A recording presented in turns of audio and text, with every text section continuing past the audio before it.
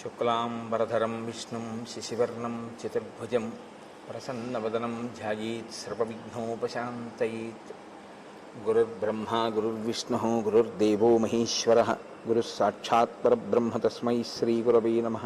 రాజ్యాభిషేకాన్ని పొంది రామచంద్రమూర్తి చేత అనుగ్రహింపబడి తాను జీవితంలో మళ్ళీ పొందలేను అనుకున్న సుఖాల్ని తిరిగి పొంది ఆ సంతోషంతో కాలం గడుపుతున్నటువంటి సుగ్రీవుడు రామచంద్రమూర్తికి మాట ఇచ్చిన ప్రకారంగా 4 నెలలు గడిచిపోయిన తరువాత సీతమ్మ తల్లి అన్వేషణ కొరకు ప్రయత్నించవలసిన వాడు దాని యందు తదేక దృష్టితో ఆ కార్యం మీద ప్రణాళికారచన చెయ్యడంలో విఫలమయ్యాడు. ఈలోగా శరదృతువు వచ్చేసింది. సమృద్ధార్థంచ సుగ్రీవం మందధర్మార్థ సంగ్రహం అత్యర్థం అసతాం మార్గం ఏకాంతగత మానసం. ఈ శ్లోకాలు సుగ్రీవుణ్ణి ఉద్దేశించి చెప్తున్నట్లుగా ఉంటాయి, కానీ యథార్థానికి సమస్త జీవకోటి యొక్క పరిణామ క్రమంలో జరిగేటటువంటి ఒక పెద్ద దోషాన్ని ఆవిష్కరిస్తూ ఉంటాయి.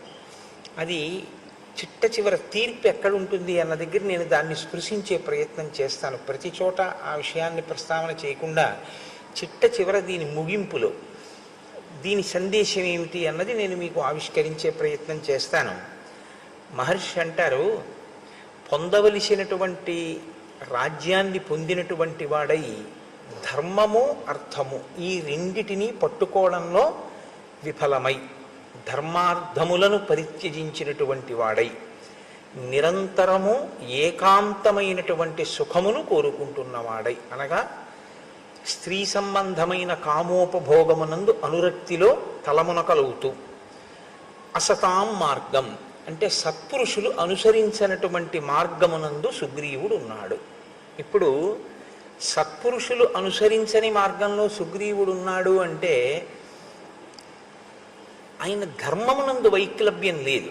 ఆయన ఏదో వాలి చేసిన పొరపాటు లాంటి పొరపాట్లు చేశాడు అని కాదు, కానీ పురుషార్థములను సమన్వయం చేసుకోవడంలో పొరపాటు పడ్డాడు.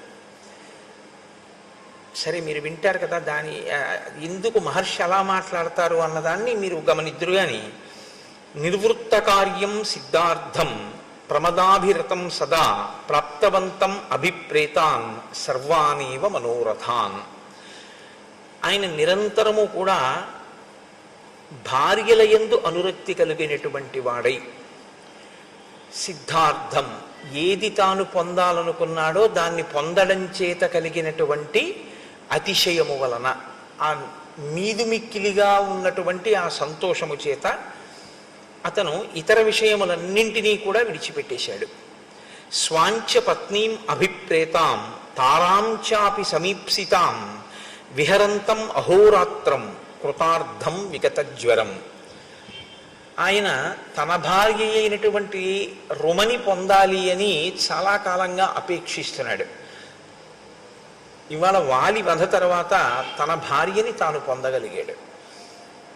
ఇప్పుడు రుమతో పాటుగా వాలి భార్య అయినటువంటి తార కూడా సుగ్రీవుణ్ణే ఆశ్రయించి సుగ్రీవుడి భార్యగా ఆమె మసలుతోంది.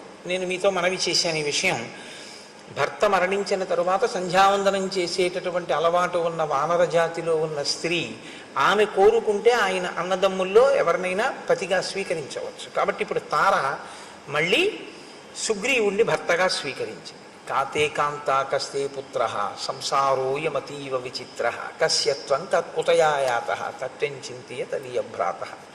శంకర భగవత్పాదులు అందుకే అంటారు, ఎవరు భార్య, ఎవరు బిడ్డలు, ఎవరు నువ్వు, ఎవరి కోసం ఎవరు.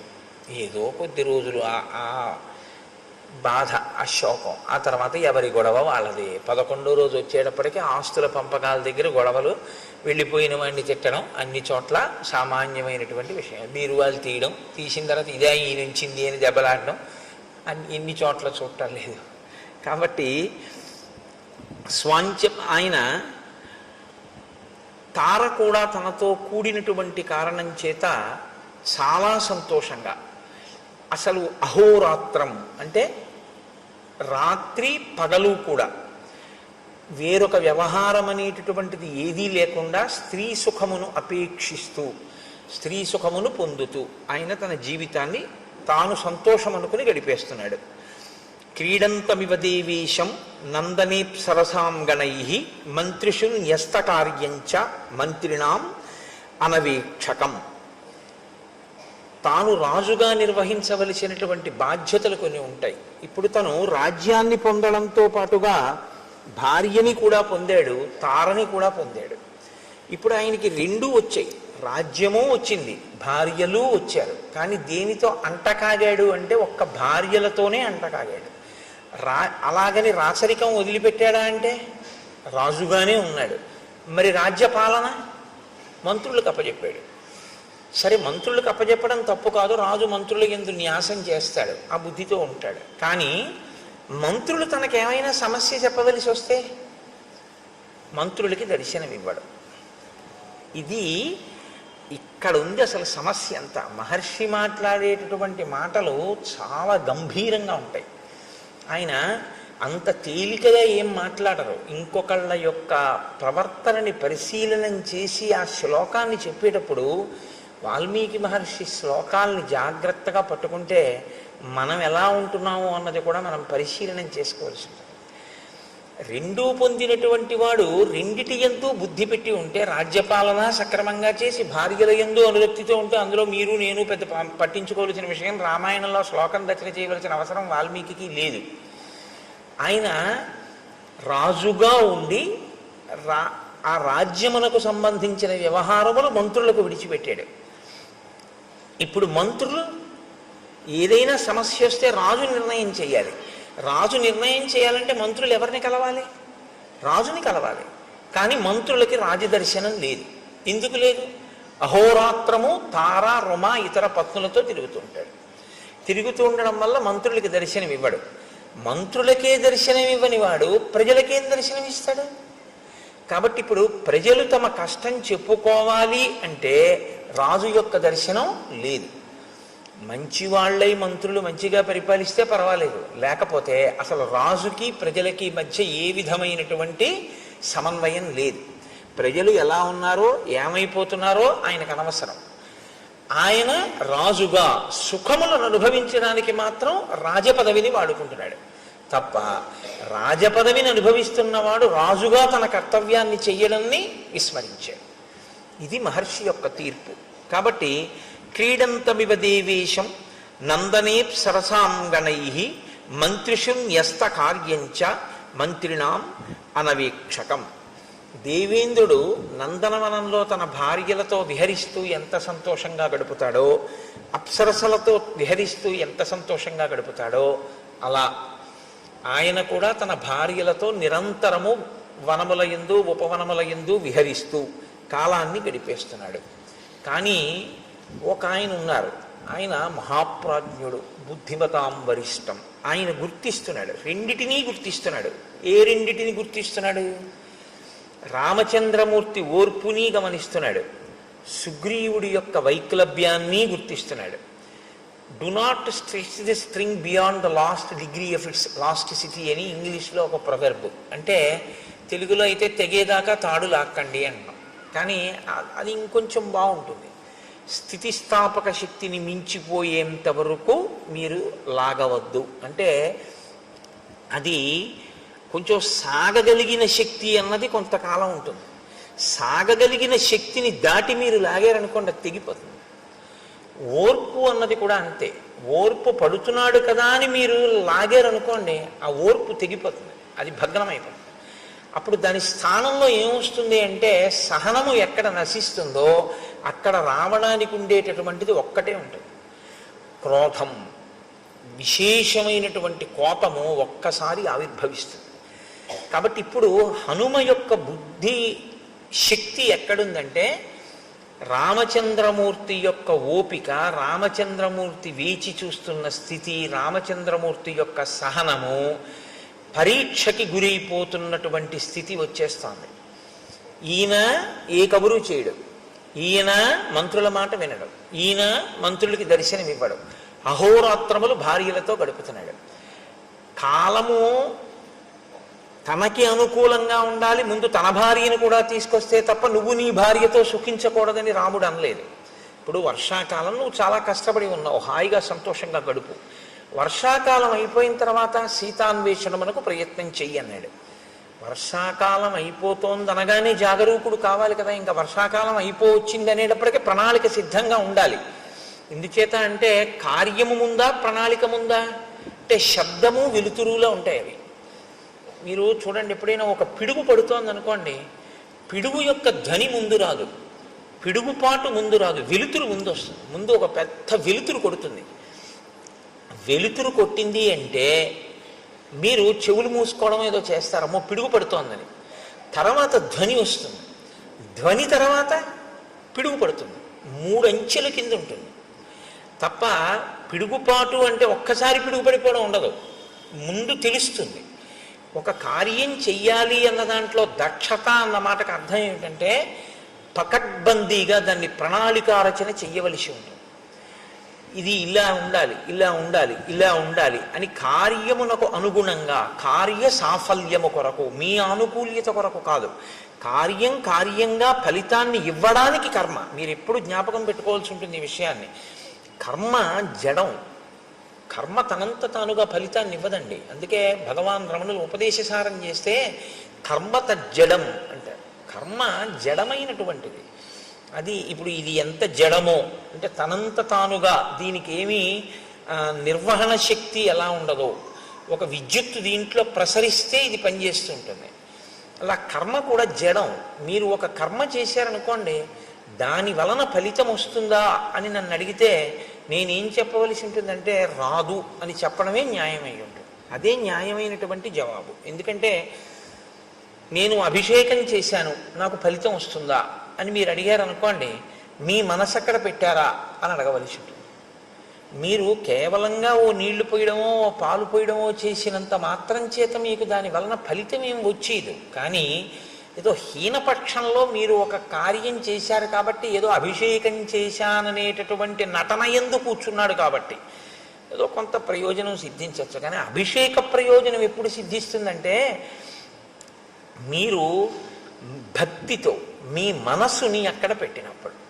మీ మనస్సుని అక్కడ పెట్టినప్పుడు ఒక్కొక్కసారి ఏమవుతుందంటే పదార్థముల అవసరం ఉండదు, కర్మ అవసరం ఉండదు. కర్మ మనసు చేసేస్తుంది, మనసుకు ఆ శక్తి ఉంది. అందుకే దానికి స్వప్న వస్తుంది. మనసుకున్న బలం, మనసుకున్న బలహీనత రెండు ఒకటే బలహీనత, అదే బలం. మనసుకి ఏది బలహీనతో దాన్ని మీరు బలంగా మార్చగలిగితే మీరు ధన్యులు. మనసుకి ఏది బలమో దాన్ని మీరు బలహీనతగా మార్చుకుంటే మనం అధములం. అంతే తేడా. నీ మాట స్పష్టంగా లేదు అంటారు మీరు, నాకు తెలుసు.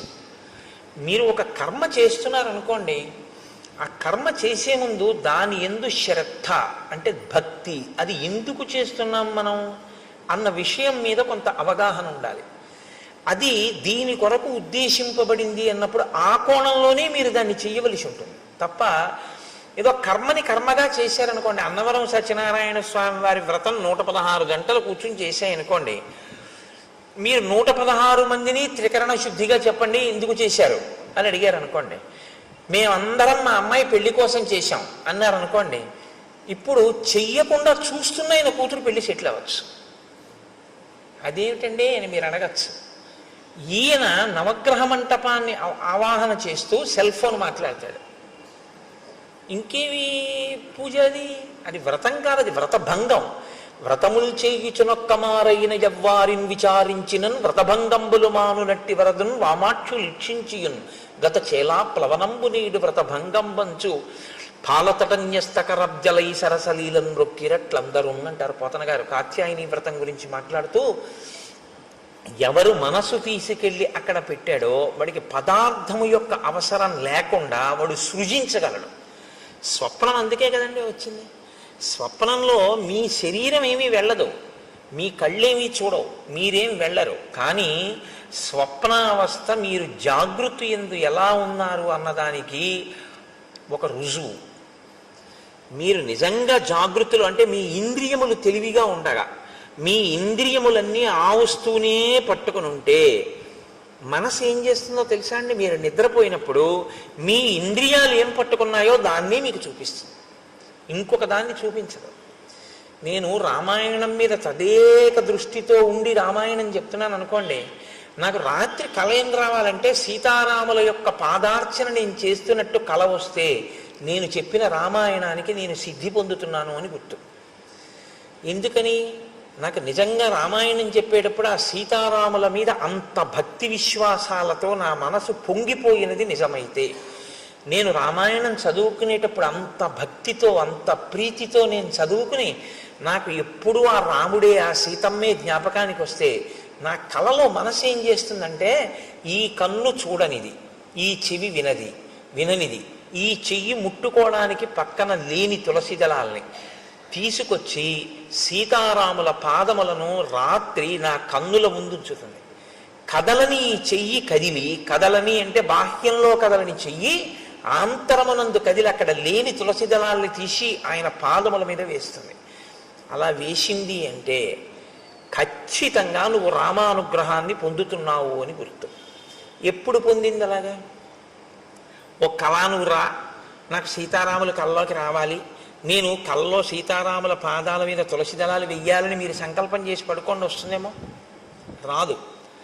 మీరు దేన్ని చూశారో ఎక్కువ మీ బుద్ధి దేని మీద ఉందో దాన్ని పట్టుకుంటుంది మనసు. పట్టుకుని దాన్ని సృష్టిస్తుంది, కల్లో సృష్టించి తీసుకొస్తుంది. ఆ తీసుకురావడం కూడా ఎలా తీసుకొస్తుందో తెలుసా అండి? మనసుకున్న చాలా గొప్ప బలం అదే.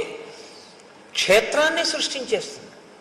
మీరు క్షేత్రానికి వెళ్ళక్కర్లేదు, క్షేత్రాన్ని మీలోకి తెస్తుంది. జాగృతిలో మీరు క్షేత్రంలోకి ఎడతారు.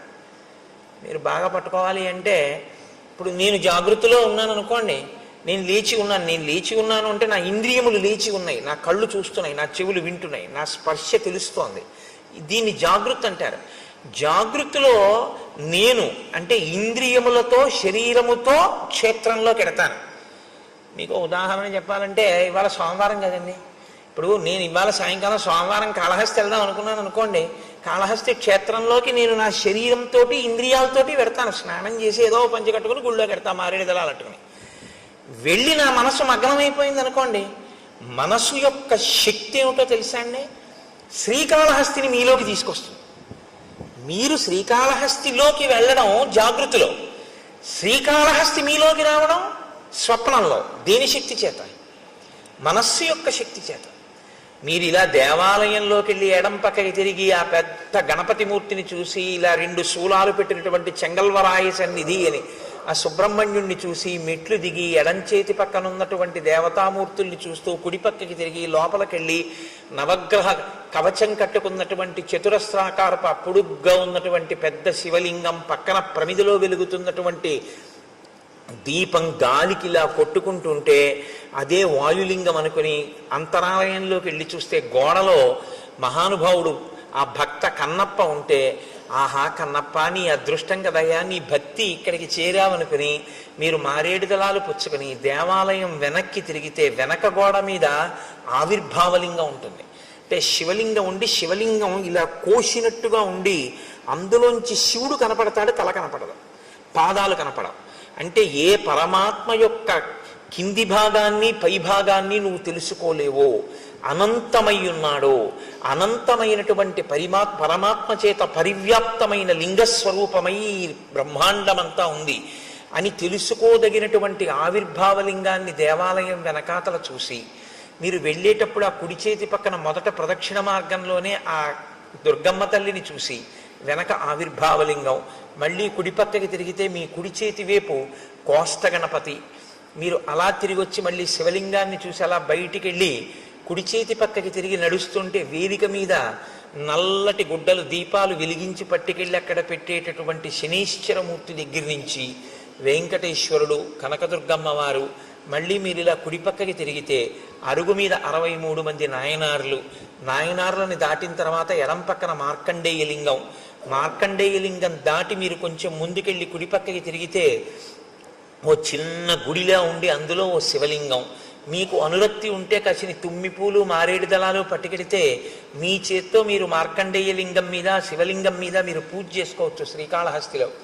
మీరు అక్కడ మెట్లు దిగి ఇలా కిందకి ఎదురుగుండా చూస్తే నిలబడి ఉన్నటువంటి జ్ఞానప్రసూనాంబ, పెద్ద కిరీటం, అమ్మవారి కిరీటంలో ఉన్నటువంటి పెద్ద మణి, ఆ తల్లి యొక్క స్వరూపం, ఆవిడ కట్టుకున్న చీర, ఇంత పెద్ద కుంకం చాలలు బొట్టు పెట్టుకున్నటువంటి వృద్ధ అర్చకుడు, ఆయన తీసుకెళ్లి అమ్మవారికి కుంకుమార్చన చేసి చేసి ఉండడం వల్ల ఆయన అరికాళ్ళు కూడా ఎర్రపడిపోయి అంచులు కూడా కుంకంతో ఎర్రబడి, ఆయన కూర్చున్నప్పుడు పృష్ఠభాగం పంచె ఉత్తరీయం కూడా కుంకం అంటుకుపోయి, ఆయన అరిచేతులన్నీ కుంకంతో ఉండి ఆయన నీరాజనం తీసుకొచ్చి మీకు ఇస్తే మీరు నీరాజనం తీసుకుని పువ్వులు తీసుకుని అమ్మవారి ఆలయానికి ఇలా ప్రదక్షిణం చేసి బయటికి వస్తూ ఉంటే, అభిషేకం టిక్కెట్ ఉన్న వాళ్ళకి ఉత్తరీయాలు వేస్తున్నటువంటి ప్రదేశం, ఆ ఎడంచేతి పక్కన ఉన్నటువంటి స్వామివారి ఊంజల్ మంటపం, అక్కడ ఉన్నటువంటి ఆ అద్దాల మంటపం, అది చూసి మీరు బయటికి వచ్చి మళ్ళీ ఇలా కుడి చేతి పక్కకి తిరిగి కుడిపక్క మెట్లెక్కితే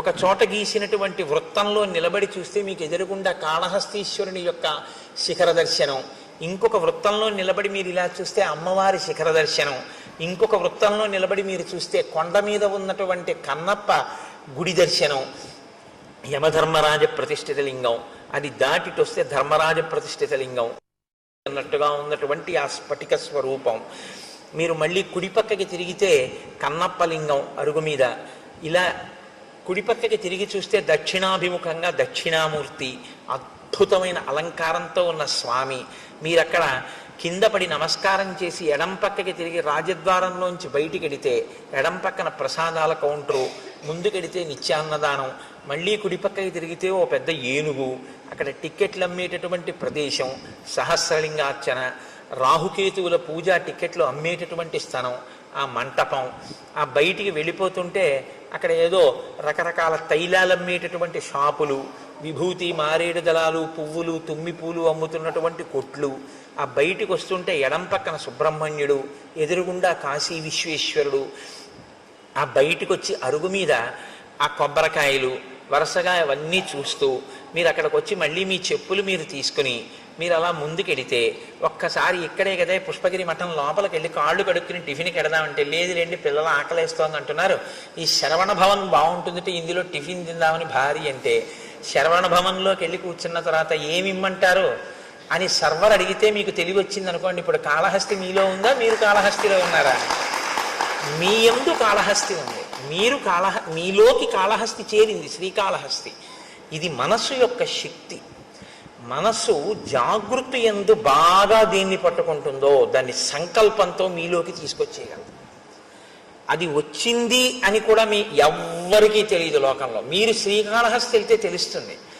మీలోకి శ్రీకాళహస్తిని తెచ్చేసుకోగలిగిన శక్తి మీకు వచ్చేసింది అనుకోండి, మీలోకి ఆయనలోకి శ్రీకాళహస్తిని తెచ్చేసుకుని ఆయన శ్రీకాళహస్తిలో ఉన్న శివలింగాన్ని అర్చిస్తున్నాడు, కూర్చున్నట్టున్నాడు, కానీ ఆయనలోకి శ్రీకాళహస్తి వచ్చి ఉంది అన్న విషయం కూడా ఎవరికీ తెలియదు.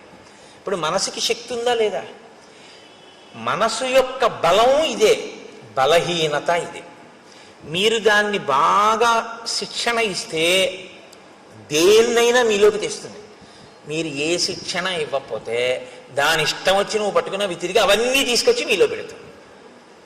అదే బలహీనత. దాన్ని మీరు మార్చగలిగితే అదే దాని బలం. ఇప్పుడు నేను అన్న మాట మీరు బాగా పట్టుకున్నారనుకుంటున్నాను. మీరు వాడుకోవడంలో ఉంటుంది ఆ సాధనాన్ని. ఈశ్వరుడు ఈ మనస్సును అందరికీ ఇచ్చాడు. దీన్ని మీరు వాడారా మీలోనే బ్రహ్మాండములన్నీ ఉంటాయి. మీరు ఎక్కడికి వెళ్ళక్కర్లేదు. మార్నింగ్ వాక్ చేస్తూ మీరు అలా తిరుగుతూ మీరు ఇవాళ నేను 7 నదులలో స్నానం చేస్తానంటే చెయ్యొచ్చు. నేను ఇవాళ 7 క్షేత్రాలని చూస్తాను అనుకుంటే మార్నింగ్ వాక్ చేస్తే మీరు 7 క్షేత్రాలని చూడొచ్చు. మీరు పైకి శరీరం తిరుగుతూ ఉంటుంది.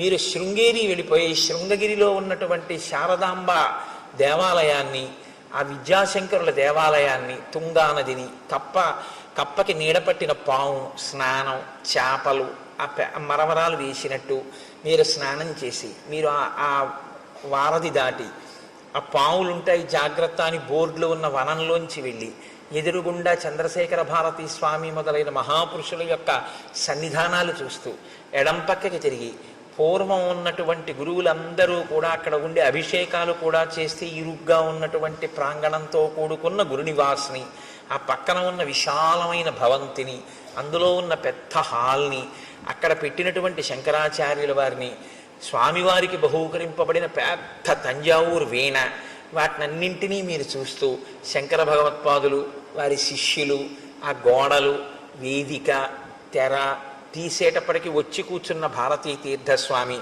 ఆయన ఇలా కూర్చుని ఇంకా రుద్రం మొదలెట్టడానికి ముందు ఎవరితో మాట్లాడకుండా ఇటు తిరిగి కూర్చుని ఇటుపక్కకి ఇలా తలొక్కటి తిప్పి ఇలా అందరినీ ఇలా ఒక్కసారి పరికించి సభాభ్య సభాపతిభ్యశ్చ ఓ నమో నమో అన్న భావన లోపల అంతా శివస్వరూపంగా చూస్తూ పైకి మన్ని చూస్తున్నారని మనం అనుకుంటే ఆయన ఒక్కసారి ఇలా ఇటు పక్క నుంచి ఇటు పక్క వరకు ఇలా చూసి ఇలా తలూపి ఆ శివలింగం మీదకి పెట్టినటువంటి ధారాపాత్ర, అందులోకి ఆయన పాత్రతో తీసి ఇలా పోస్తుంటే పడుతున్నటువంటి శివలింగం మీద పువ్వులు, ఆ ధారలు, ఆఖరణ ఆయన వస్త్రం తీసి ఆ శివలింగాన్ని తుడిచి పైకి లేవకుండా అందంగా ఈ చెయ్యి ఇలా ఎత్తి కింద పడకుండా దాన్ని ఆ శివలింగాన్ని అందంగా పెట్టి ఆ పువ్వులతో అలంకారం చేసి ఆయన చేసేటటువంటి అభిషేకం, ఇవన్నీ మీరు చూస్తుండగా, మీరు అనుభవిస్తుండగా మీ 5 రౌండ్లో 6 రౌండ్లో మీ మార్నింగ్ వాక్ అయిపోతుంది.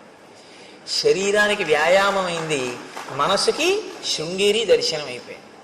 మనసుకు ఆ శక్తి ఉంది, శరీరం తిరుగుతూ ఉంటుంది, మనసు విడిపోతుంది, వెళ్ళిపోతుంది, ఎటు కావాలంటే ఇటు వెడుతుంది.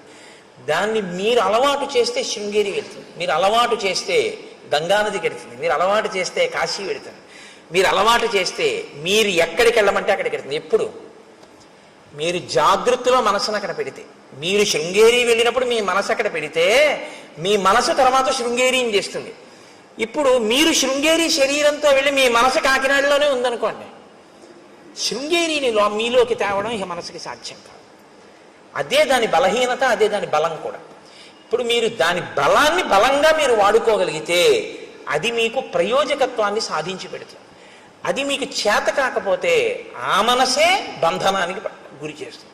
అందుకే మన ఏవ మనుష్యానాం కారణం బంధమోక్షయో అంటాడు పరమాత్మ గీతాచార్యుడు. కేవలం మనస్సే, ఒకడు బంధింపబడుతున్నాడు, ఒకడు మోక్షం వైపుకి వెళ్ళిపోతున్నాడు.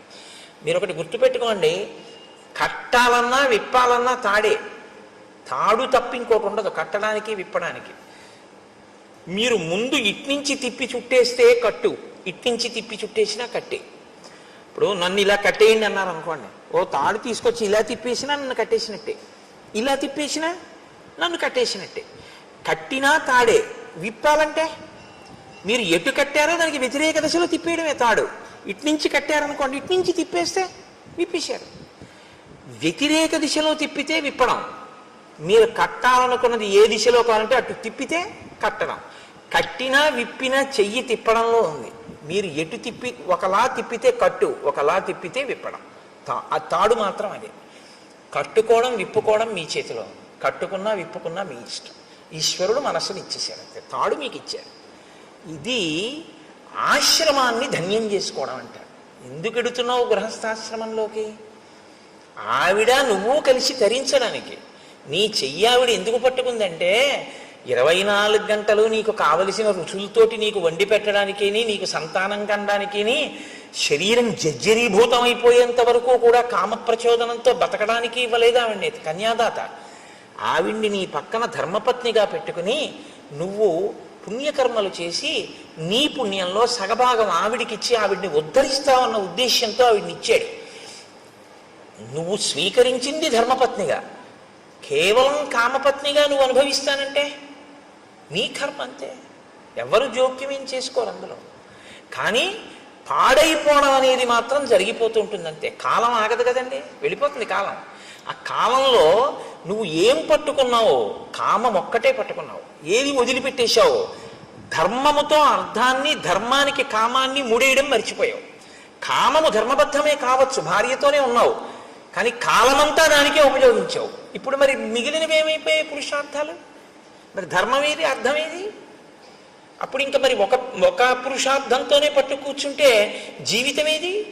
మితిమీరిన వ్యామోహమైంది తప్ప అది పురుషార్థ సమన్వయం ఎలా అయింది? పాడవుతున్నట్ట, సన్మార్గంలో ఉన్నట్ట.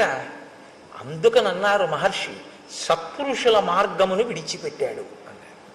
అంటే పురుషార్థములను సమన్వయం చేసుకోవడం రాలేదు. రాజ్యాన్ని వదిలిపెట్టి కేవలం భార్య యందు మనసు పెట్టుకున్నాడు. ఇంకొక ఆయన మహాపురుషుడు, ఆయన ఏం చూస్తున్నారు, ఆయన తిరిగారు ఈయనతో పాటే హనుమ. ఆయన అప్పుడు ఆయనకి ఒకటే, ఇప్పుడు ఆయనకి ఒకటే. ఇప్పుడు ఆయన ఏం ఆలోచిస్తున్నారు, మహానుభావుడు రామచంద్రమూర్తికి మాట ఇచ్చాడే, ఆయన అలా అరణ్యంలో కూర్చుని ఉన్నారే, మన గుహలో కూర్చున్నారే, మరి శరత్కాలం వచ్చేసింది, ఈయనేమో చెయ్యవలసిన ప్రణాళికారచన చెయ్యట్లేదు.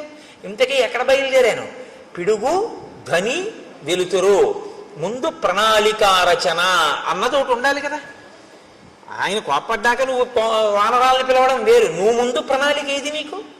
రేపు రాముడు వచ్చి అడిగితే ఏం చెప్తావు? కనీసం అయ్యా నేను కబురు చేశానండి నేను చెప్పడానికి నీకు ఒకటి ఉండాలిగా, చేసిన పని అసత్యం చెప్పలేదుగా రాముడితో. ఇప్పుడు ప్రభువుని రక్షించడం అంటే అది మంత్రి అంటే. కనీసంలో కనీసం ఈయనకి గుర్తు చేసి ఆ సైన్యాధిపతిని పిలిచి, ఒరే సైన్యాలన్నీ సిద్ధం చేయండిరా మనం ఎప్పుడప్పుడు వెళదామంటే, ఒకవేళ రాముడికి కోపం వచ్చినా అయ్యా నేను కబురు చేశానండి అని చెప్పడానికైనా ఉంటుంది, బతుకుతాడు రాజు. రాజుని రక్షించాలి సచివుడు, కాబట్టి మహానుభావుడయ్యాడు హనుమ. అందుకే ఆయన ఎక్కడుంటే అక్కడ బ్రతుకుతారు మనుషులు, ఆయన ఎక్కడుంటే అక్కడ బ్రతుకుతారు. కాబట్టే ఇప్పుడు ఆయన సాచివ్యం చేశారు, కాబట్టి ఆయన ఆలోచించారు. ఆలోచించి సుగ్రీవుడి దగ్గరికి వెళ్ళి ఆయన ఒక మాట చెప్తున్నారు, తదిదం మిత్ర కార్యం నః కాలాతీతం అరిందమ తదిదం క్రియతాం రాఘవస్వైత వైదేహ్యా పరిమార్గణం తదిదం వీర కార్యంతే కాలాతీతమరిందమ. నీవు మిత్రకార్యమును చెయ్యవలసినటువంటి అవసరం ఉంది. నీకు మిత్రులు ఉపకారం చేశారు, తిరిగి నువ్వు ప్రత్యుపకారం చెయ్యాలి. ప్రత్యుపకారం చెయ్యడం అనేటటువంటిది నీ మనసులో అవకాశం సావకాశం అని అనిపించినప్పుడు చేయడం కాదు, ఏ కాలంలో చెయ్యాలో ఆ కాలంలో చెయ్యాలి. ఏ కాలంలో చెయ్యాలని రాముడు చెప్పాడు, వర్షాకాలం అయిపోయాకని చెప్పాడు. వర్షాకాలం అయిపోయింది, నువ్వు మొదలు పెట్టాలి. ఇప్పుడు రాముడి వైపు నుంచి కాదు మొదలవ్వలసింది, రాముడు నీకు ఇచ్చిన సమయం అయిపోయింది.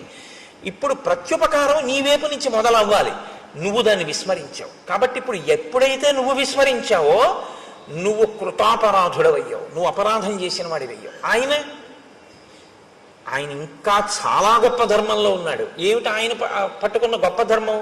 నచ కాలం అతీతంతే నివేదయతి కాలవిత్ త్వరమాణోపి సన్ ప్రాజ్ఞ తవ రాజన్ వశానుగ. ఇచ్చిన కాలం దాటిపోయింది, సుగ్రీవుడు ఏ ప్రయత్నం చెయ్యట్లేదు అని తెలుసున్నా ఆయన ఇంకా ఓపిక పడుతున్నాడు. పోన్లే చూద్దాం చూద్దాం చూద్దాం అని ఆలోచిస్తున్నాడు. నీ అంత నువ్వు ముందుకొస్తే తనొక కఠినమైన మాట అన్నానన్న బాధ తనకి మిగలకూడదని నువ్వు ఇది గుర్తించట్లేదు. గుర్తించకుండా కాలమును దుర్వినియోగం చేస్తున్నావు. ఒకసారి దుర్వినియోగం కాని అయిందో ఆ తర్వాత నువ్వు మనసులో ఉపకారం చేద్దామని అనుకున్నా సరే కాలమునందు చెయ్యవలసినది చెయ్యలేదు కనుక నువ్వేం చేయవలసి ఉంటుందో తెలుసా? తల ఉంచుకుని నిలబడి క్షమార్పణ చెప్పా పని చేయవలసి ఉంటుంది. ఇప్పుడు ఆ పని చేసినా చెయ్యవలసిన వేళకి చేసిన వాడన్న ఖ్యాతి ఉండదు, మరిచిపోయి గుర్తు చేస్తే చేసిన వాడన్న పేరు వస్తుంది. చెయ్యలేదా చేశావు, ఉపయోగం ఉందా?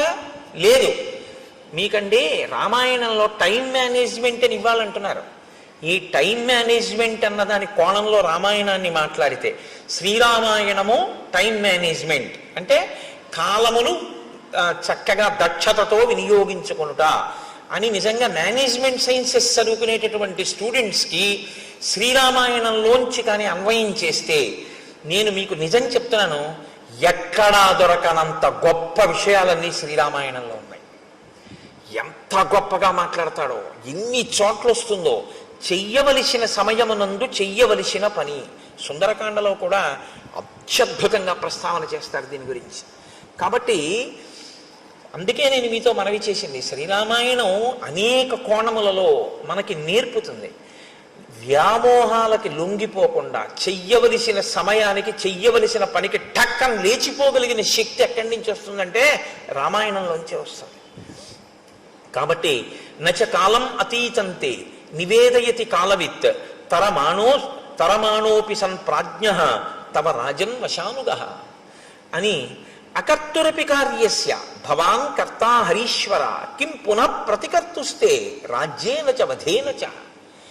రాజా, నువ్వు ప్రత్యుపకారం చేసేటటువంటి స్వభావం లేనివాడివని నేను అంటలేదు, నువ్వు అటువంటి వాడివని నేను అన్నాను. ఎందుకంటే ప్రత్యుపకారం చెయ్యడం కాదు, నీకున్నటువంటి లక్షణం ఏమిటో తెలుసా? అసలు ఉపకారం చెయ్యని వాడికి ఉపకారం చేస్తాం. అంత మంచివాడివి, చాలా మంచివాడివి, అందులో ఇంక సందేహమేం లేదు. భవాన్ కర్త హరీశ్వర, ఓ వానరరాజా, నువ్వు అటువంటి ఉపకార బుద్ధి కలిగిన వాడివి. కానీ కిం పునః ప్రతికర్తుస్తే రాజ్యేనచ వధేనచ, రెండు గొప్ప కార్యములు నీకు చేశాడు రాముడు. ఒకటి రాజ్యం ఇచ్చాడు, రెండు రాజ్యం ఇవ్వడం కాదు, ఎవరు బతికుండగా నీకు అసలు రాజ్యము ప్రాణము భార్య ఈ మూడు సంశయాత్మకమో అటువంటి వాణ్ణి తన ప్రాణాలు ప్రాణంగా పెట్టి చంపాడు. వాలి ఇలా చూశాడనుకోండి, ఆయన వేగానికి హద్దు ఉందంటే ఇంకా అంటే రాముడు నిగ్రహించలేడా అన్నది పక్కన పెట్టండి, చాలా పెద్ద ప్రమాదకరమైన పరిస్థితి వచ్చేస్తుందా, వచ్చేదా. కాబట్టి తన ప్రాణములను పణంగా పెట్టి వాలిని వధించాడు. నువ్వేం చేస్తున్నావు? చెయ్యవలసిన సమయానికి చెయ్యవలసినటువంటి పని చెయ్యాలి. ఏమండి, నేను ప్రత్యుపకారం చెయ్యని వాడిని కాను, ఎవరో నాకు ఉపకారం చెయ్యని వాళ్ళకు కూడా వాళ్ళకి చేశాను, వీళ్ళకి చేశాను, వాళ్ళకి చేశానంటే నువ్వు నోరు ముయ్యవయ్యా. నీ ఈ రాజ్యం అసలు చేయడానికి ఎవడిచ్చాడు? ఆయనకి చెయ్యని దానికి మిగిలిన వాళ్ళకి చేస్తే ఎంత, చేయకపోతే ఎంత, అసలుది చేశావా అని అడుగుతారు. ఏది ముఖ్యమో అది వదిలిపెట్టావు, ఏవి చిన్న చిన్నవి చేసినా చేయకపోయినా పర్వాలేదో అవి చేస్తున్నావు. ఏమిటి ఉపయోగం? కొన్ని వేల పట్టున చేయవలసి ఉంటాయి, కొన్ని వేల తప్పి చేసినా వచ్చే ప్రమాదం ఏమి ఉండదు. అవి వేల పట్టున చేయవలసినవి వేల పట్టున చేసేయాలి మీరు. దానికి మీరు ఇంక ఎంత ఖచ్చితంగా ఉండాలంటే అందులో ప్రత్యేకమైనటువంటి క్రమశిక్షణ ఉండాలి. ప్రత్యేకించి బ్రాహ్మీ ముహూర్తంలో అంటే ఉదయం వేళలో ఎంత త్వరగా వీలైతే అంత త్వరగా పూజామందిరంలోకి వెళ్ళిపోవాలి. పూజామందిరంలోకి వెళ్ళడానికి తను దానికి సిద్ధపడడానికి మధ్యలోకి ఎంతో అవసరమైతే తప్ప, అసలు తప్పించడానికి కుదరకపోతే తప్ప మీరు ఎట్టి పరిస్థితుల్లోనూ ఏ కార్యాన్ని దాని మధ్యలోకి రావడాన్ని మీరు అనుమతించకూడదు. ఉదయం లేవడము అంటే దేని కొరకు? పూజామందిరంలోకి వెళ్ళిపోవడం కొరకే. దానికి దీనికి మధ్యలోకి ఏదీ రావడానికి వీల్లేదు. అది భక్తిరస సంబంధమైన టీవీలో కార్యక్రమమే కావచ్చు, రావడానికి వీల్లేదు. మీ కాయిక కైంకర్యం ఏమైపోయింది మీ సింహాసనం దగ్గర? మీరు మీ సింహాసనాన్ని అర్చించద్దు, మీరు వెళ్ళిపోవాలంతే పూజామందిరంలోకి. ఏవో కొన్ని ఉంటాయి శరీరమాధ్యంకులకి ఇది ధర్మ సాధనం. ఒక్కొక్కడికి వ్యాయామం చేయకపోతే ఇబ్బంది, తప్పదు, వెళ్ళాలి. వాడి కర్మ, వాడికి భక్తి ఉన్నా వెళ్ళాలి. కానీ నేను మీతో మనవి చేసేది అదే, అప్పుడు కూడా మీరు మానసికం చేసేయచ్చు. ఇతరుల దృష్టిలో మీరు వాకింగ్కి వెళ్ళినట్టు ఉండొచ్చు, కానీ మీరు దాన్ని ఈశ్వరారాధనగా మార్చుకోవచ్చు. మీరు బెంగ పెట్టుకోక్కర్లేదు, అయ్యో నేను చేయలేకపోతున్నానని అనుకోక్కర్లేదు. ఆ ఆర్తిని ఈశ్వర పూజగా మలుచుకుని శరీరంతో వ్యాయామం చేసి రాగానే మీరు వెళ్ళిపోవాలంతే పూజామందిరంలోకి. తప్ప ఇక దాని మధ్యలోకి ఇంకోటి వచ్చేసింది అంటే మీ శ్రద్ధ నశించిపోయింది అని గుర్తు. ఇదే రావణాసురుడి విషయంలో సీతమ్మ అంటుంది, సన్నామివ మహాకీర్తిం శ్రద్ధామివ విమానితాం పూజామివ పరీక్షీణాం ఆశాం ప్రతిహతామివ. ఉపాసన రహస్యాలు చెప్పింది కాబట్టి సుందరకాండే. శ్రీరామాయణంలో అది ఇంకా జీవధార. సుందరకాండ వచ్చేస్తోందిగా ఇంకెంత 2-3 రోజులు. కాబట్టి హనుమ మాట్లాడడం అంటేనండి శ్రీరామాయణంలో అలా ఉంటుంది. ఆయన మహానుభావుడు, ఆయన ఎక్కడైనా మాట్లాడితే మీరు చాలా జాగ్రత్తగా దృష్టి పెట్టి ఆ విషయాన్ని జాగ్రత్తగా చదవవలసి ఉంటుంది. చదివి ఇది నా జీవితంలో అన్వయం చేసుకునేటప్పుడు ఎక్కడ వస్తోంది పొరపాటు, దీన్ని నేను ఎక్కడ దిద్దుకోవలసి ఉంటుంది అన్నది మీరు ఆలోచించుకొని మీరు వెంటనే మీ జీవితంలోకి సమన్వయం చేసుకోవడంలో కృతకృత్యులు కావాలి. అప్పుడు రామాయణం మీకు ఉపయుక్తం అవుతుంది. కాబట్టి రాజా, నువ్వు తొందరపడవలసి ఉండి వెంటనే రాముడికి ప్రత్యుపకారం చెయ్యి. ఇప్పుడు హనుమ చెప్పిన మాట అంటే వింటాడు. వినడం సుగ్రీవుడి లక్షణం, వినకపోవడం రావణాసురుడి లక్షణం. తప్పు చేయడం తప్పు కాదు, వినగలిగినటువంటి ప్రజ్ఞ ఉంటే బయటికి వస్తాడు, పర్వాలేదు. కాబట్టి ఇప్పుడు ఆయన వెంటనే నీలుణ్ణి పిలిచాడు. పిలిచి సంధిదేశాతిమతిమాన్ నీలం నిత్య కృతోద్యమం దిక్షు సర్వాసు సర్వేషాం సైన్యానాం ఉపసంగ్రహే. అన్ని దిక్కుల నుండి వానరములన్నిటినీ కూడా పిలిపించి సిద్ధంగా ఉంచు, మనం రామకార్యం మీద వెడదాం. ఇదొక్కటి చెప్పి మళ్ళీ మర్చిపోయాడు. అంతే. మళ్ళీ మధుసేవనం, మళ్ళీ భార్యలతో రమించడం, అందులో పడిపోయాడు. కానీ ఈ మాట సుగ్రీవుణ్ణి బతికించేసింది. అది ప్రభువుని బతికించడం అంటే. ఈ ఒక్క మాట చెప్పి ఉండకపోతే నిజంగా సుగ్రీవుడు చెప్పుకోవడానికి ఏమీ లేదు లక్ష్మణుడితోటి రాముడితోటి. ఇది నీలుడికి చెప్పాడు కాబట్టి బతికిపోయాడు సుగ్రీవుడు. ప్రాణభిక్ష పెట్టారండి హనుమ. సచివుడు మంత్రి అంటే అర్థం ఏమిటంటే నిర్మోహమాటంగా తన మీద పరిపాలన చేసేటటువంటి ప్రభువు యొక్క హితాన్ని ప్రజాహితాన్ని కోరి అందులో ఏ మొహమాటం లేకుండా సలహా చెప్పగలిగినటువంటి ప్రజ్ఞ ప్రకాశించిన వాణ్ణి మంత్రి అని పిలుస్తారు. అలా ఉండాలి సచివుడు అంటే. కాబట్టి హనుమ వెళ్ళి అంత ధైర్యంగా సుగ్రీవుడితో మాట్లాడారు. నీలుణ్ణి పిలిచి ఆదేశం ఇచ్చాడు. ఇచ్చిన తరువాత ఆ నీలుడు బయలుదేరాడు అని మనం అనుకోవలసి ఉంటుంది. ఇప్పుడు హనుమ ఏది ఊహించారో అది నిజమవుతుంది. మహాత్ముల ఊహలు ఎందుకు పోతాయండి? ఉత్తినే పోవు. శరత్కాలం వచ్చేసింది. శరత్కాల చిహ్నములను వర్ణించాడు రామచంద్రమూర్తి లక్ష్మణుడితోటి. వర్ణించి ఆ లక్ష్మణునితో ఒక మాట చెప్పాడు. అన్యోన్యబద్ధ వైరాణం జిగీషూణాం నృపాత్మజ ఉద్యోగ సమయ సౌమ్య పార్థివానాం ఉపస్థిత. ఇయం సా ప్రథమా యాత్ర పార్థివానాం నృపాత్మజ నచ పశ్యామి సుగ్రీవం ఉద్యోగంచ తథావిధం.